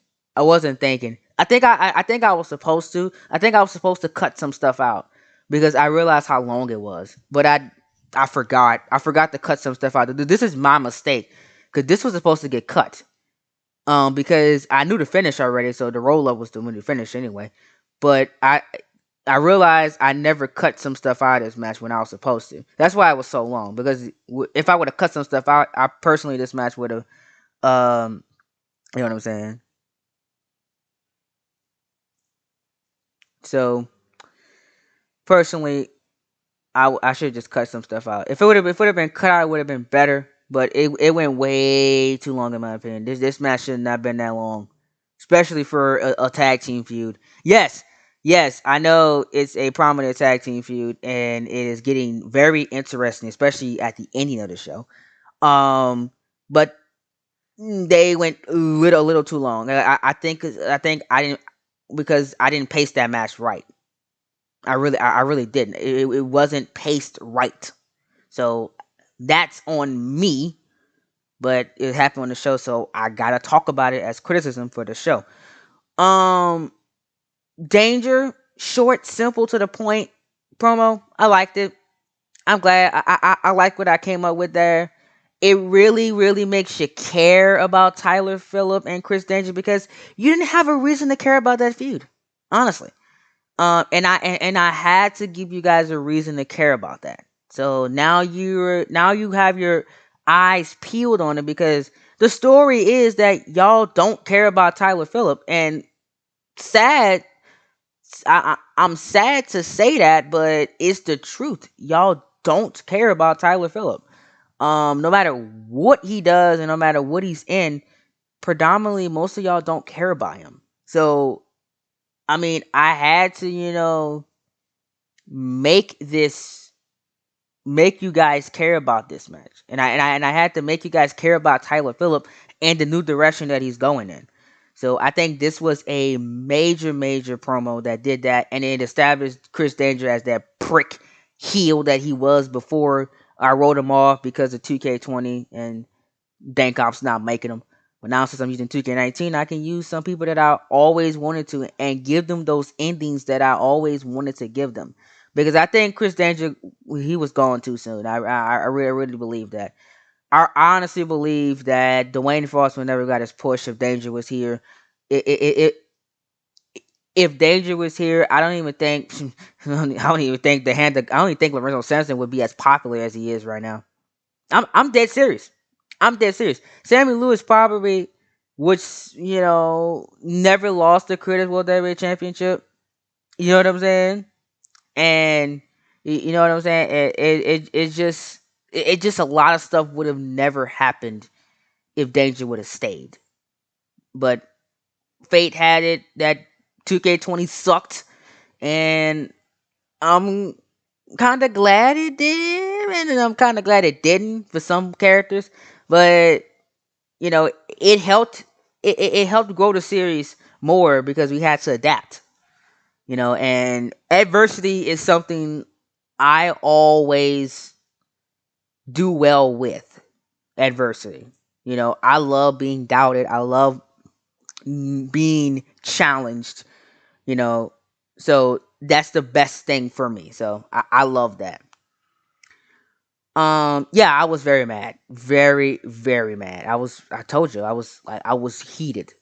Very heated. Like that just really struck me to the core. I botched my rumble. And I had to go along with it. I did not want to do that match with Ziggler and Jones and whatchamacallit.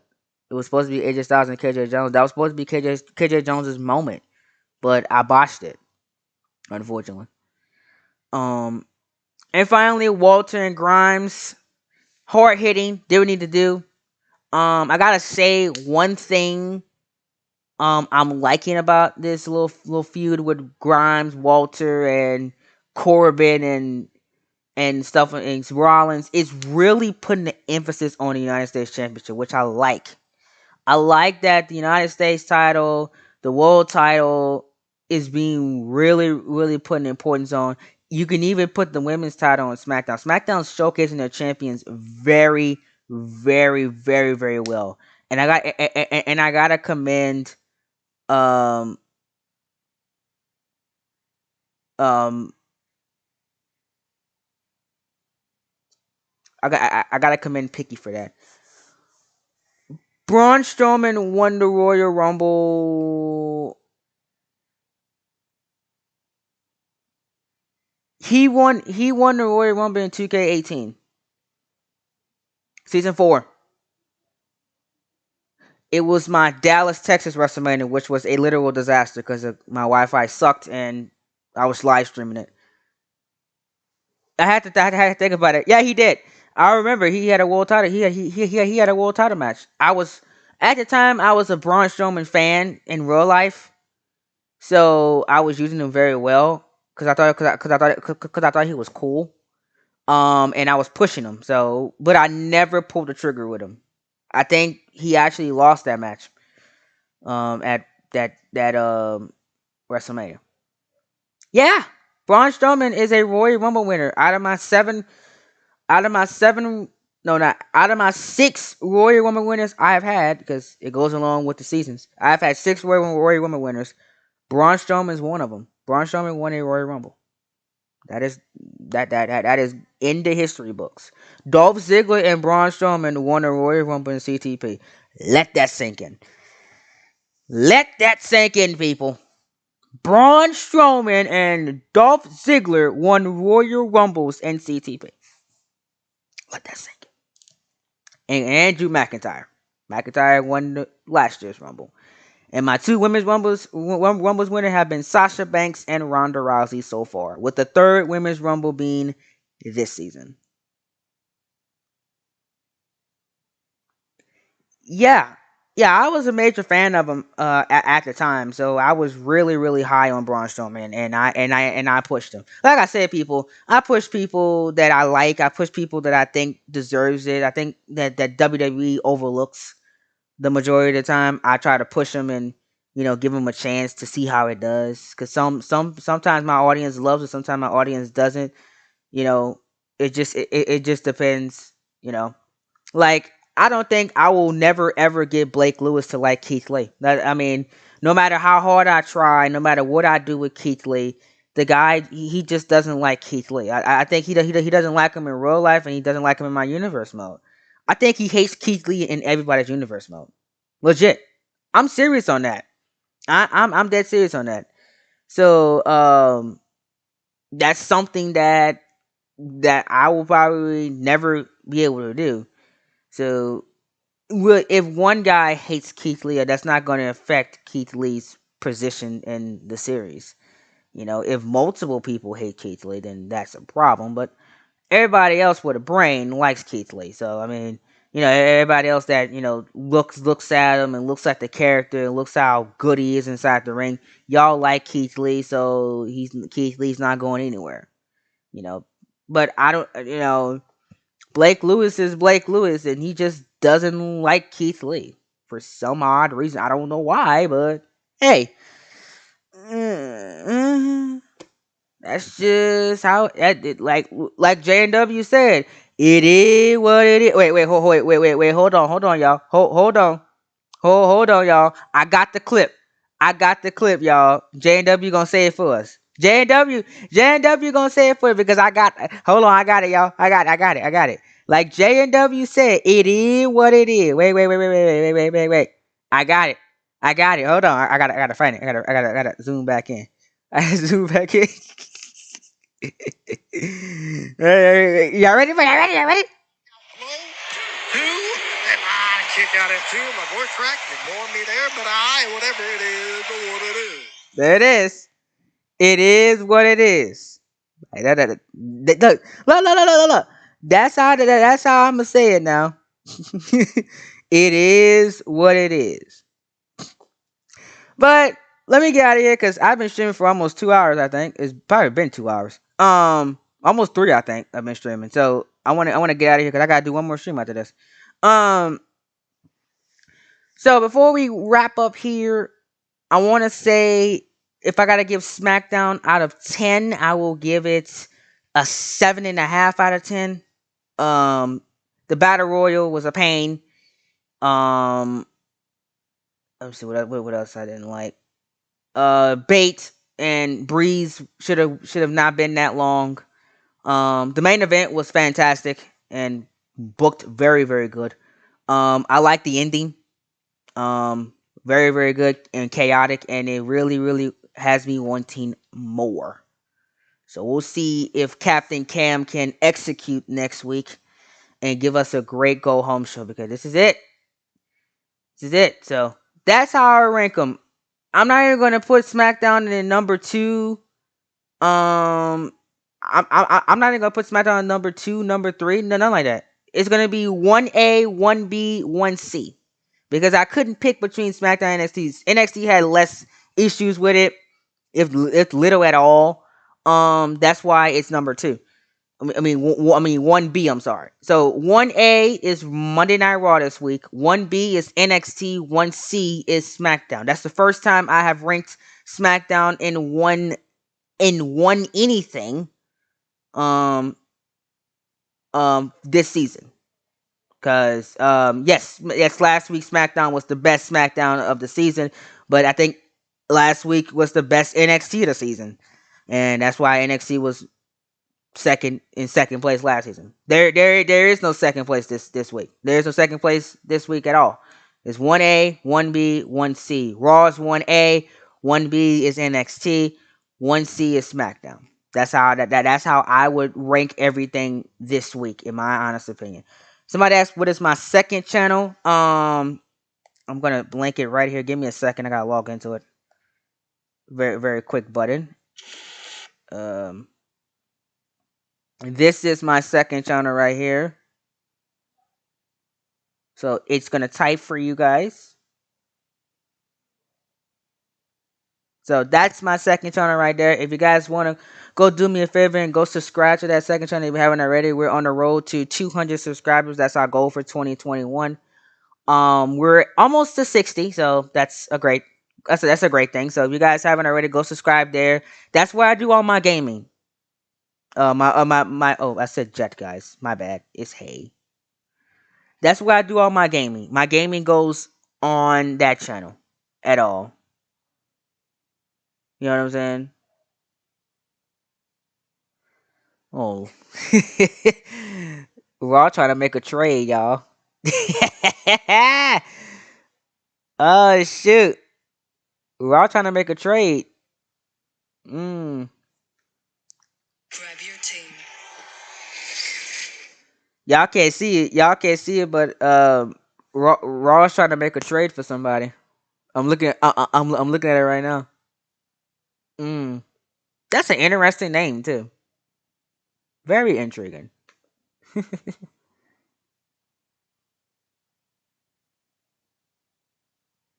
Ooh, so I gotta give Greg some links when I finish here, cause she wants some links.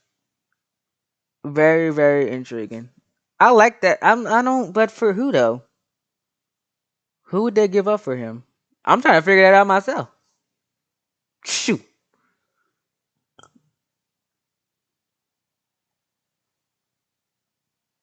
that's a. Oh my! I know what he wants to do.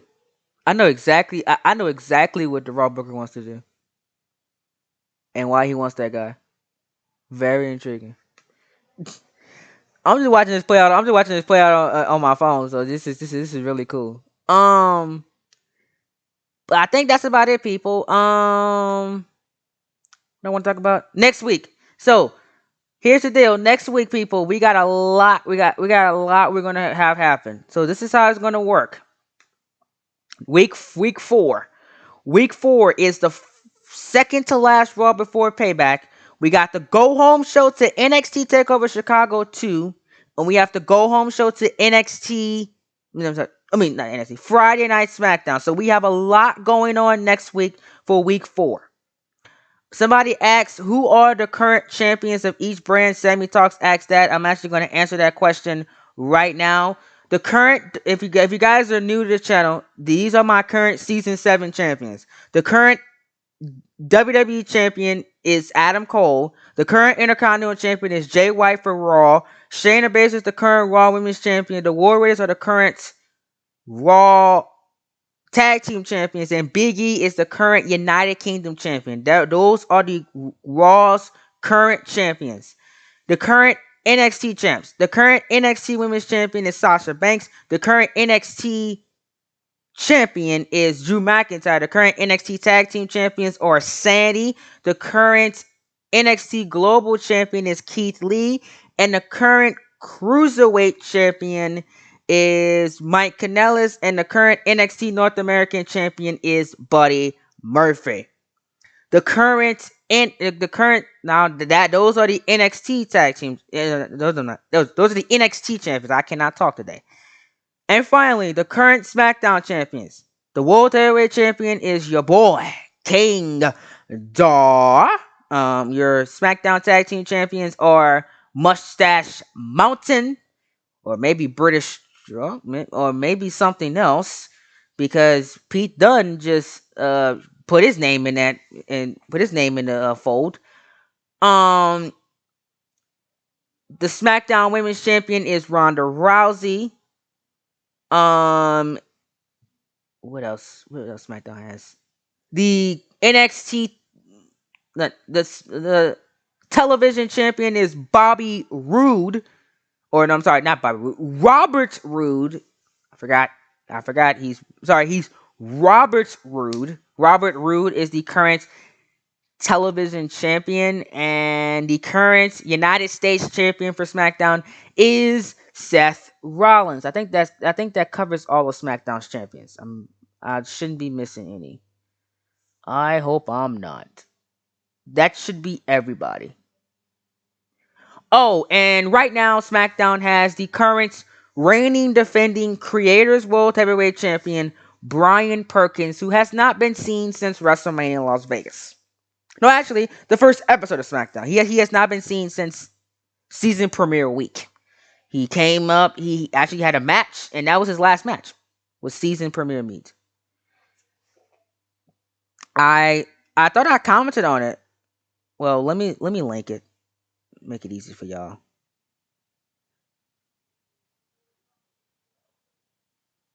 Yeah, just about. It's been almost two. Actually, it's been almost 2 months. This week, if Mike Kanellis does not show up this week, he has not been on NXT in 2 months. And Brian Perkins has not defended the NXT, the Creators World Heavyweight Championship in almost 2 months as well.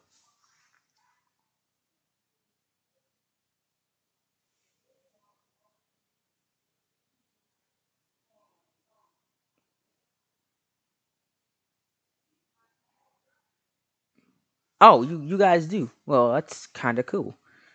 I didn't know. I wait. No, I thought. Wait, did Perkins get traded because he was on SmackDown's roster? I I thought. Well, because because Perkins showed up. He was on the first episode of SmackDown. I remember that. I remember making that segment that he had. He was on the first episode of SmackDown. Did he get traded to Raw? Because I know that there's been a lot of trades that I I try to keep up with him, but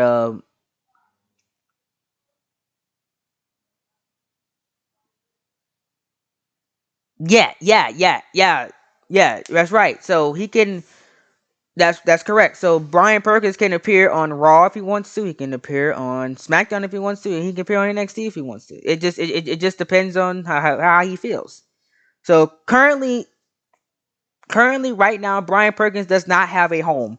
He is on all three brands because he's the Creators World Heavyweight Champion, and the Creators World Heavyweight Champion can be defended on any brand and on any pay-per-view.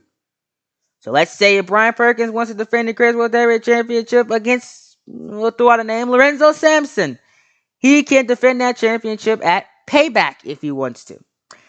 He can challenge Lorenzo Sampson on a random episode of Monday Night Raw if he wants to.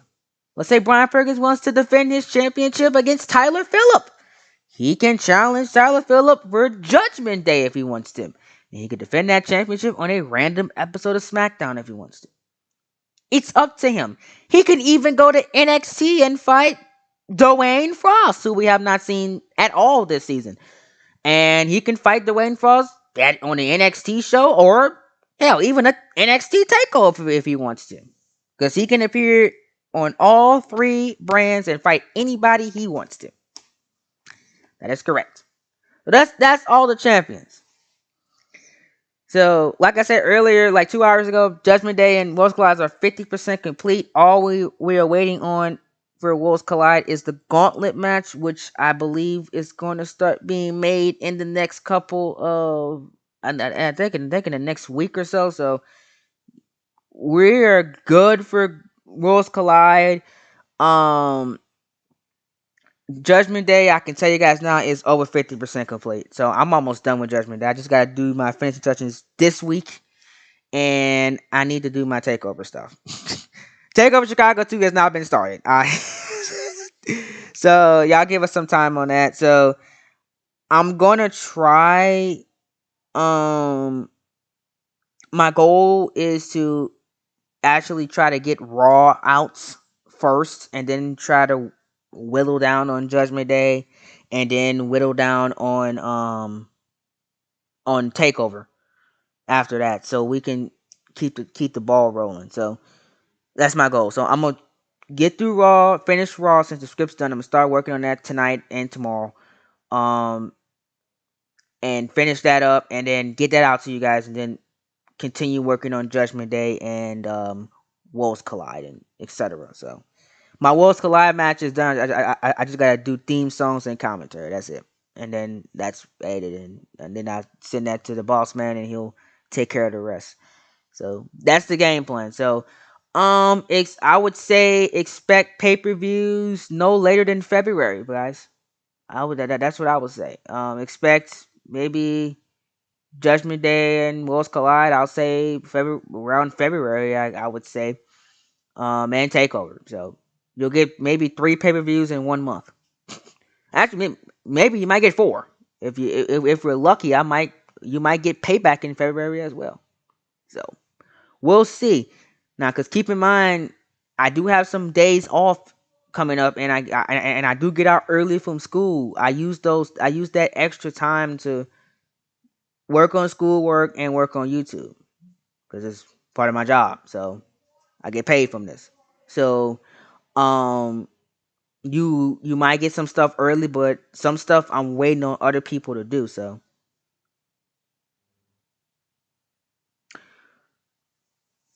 when you say worst thing to happen, do you mean universe mode rise? Do you mean booking wise, or do you mean moment wise? What do you mean?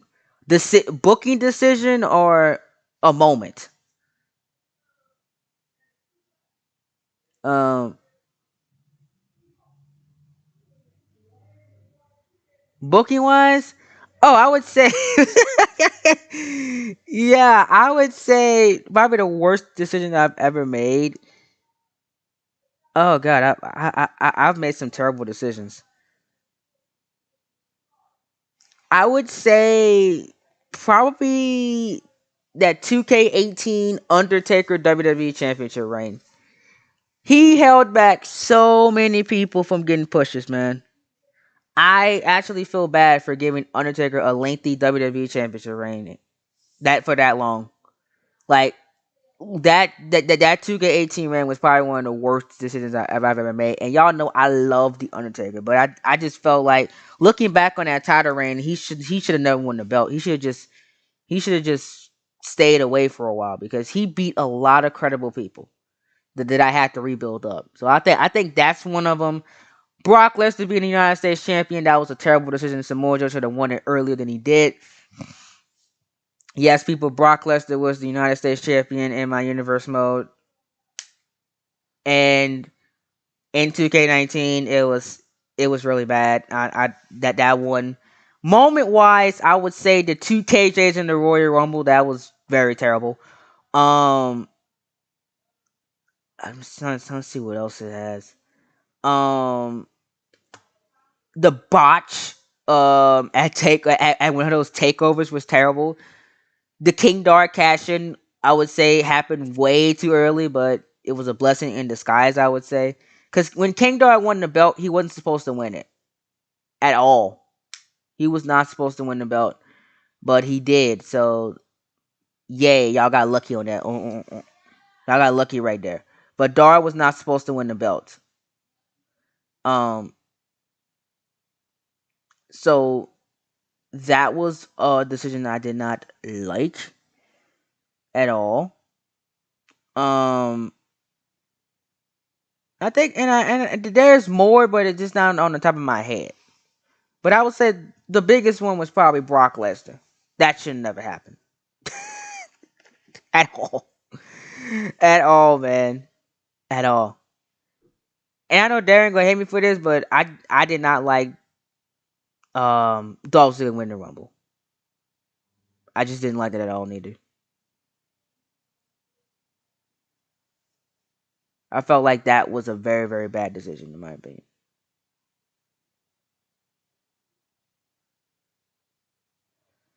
But that's about it.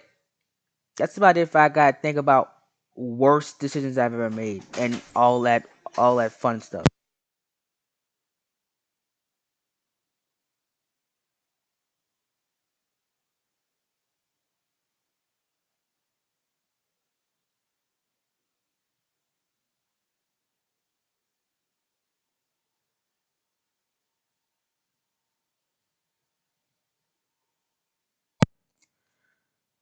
All right, but that's about it. So hope you all enjoyed this 2 hour stream. Yes, we talked for 2 hours. That was kind of funny. Hope y'all enjoyed this. Make sure you guys hit that like button, subscribe to the down below. Oh God, yay! My first Monday of school is tomorrow. How exciting! That's just not.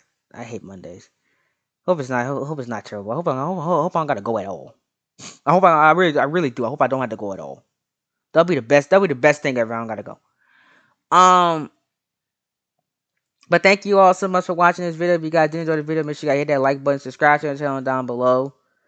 Um, we're on the road to 2,000 subscribers. I'm about to roll out of here. Um, hashtag training 2K, hashtag yay 2021 and all that fun stuff. But yeah, I'm gonna get to work on Raw, and you guys should expect that one day next week, hopefully. I'll get to work and do what I gotta do with that. Um, and y'all should expect that very soon. And like I said, guys, give us some time. We gotta finish up NXT. We gotta finish up we got SmackDown. We gotta finish up Takeover and finish up Judgment Day. So you will see some stuff coming very soon. Like I said, you know, it's gonna be great. It's gonna be great. It will be worth it, people. I promise. It will be worth it. Well, that's all. That's all for me, folks.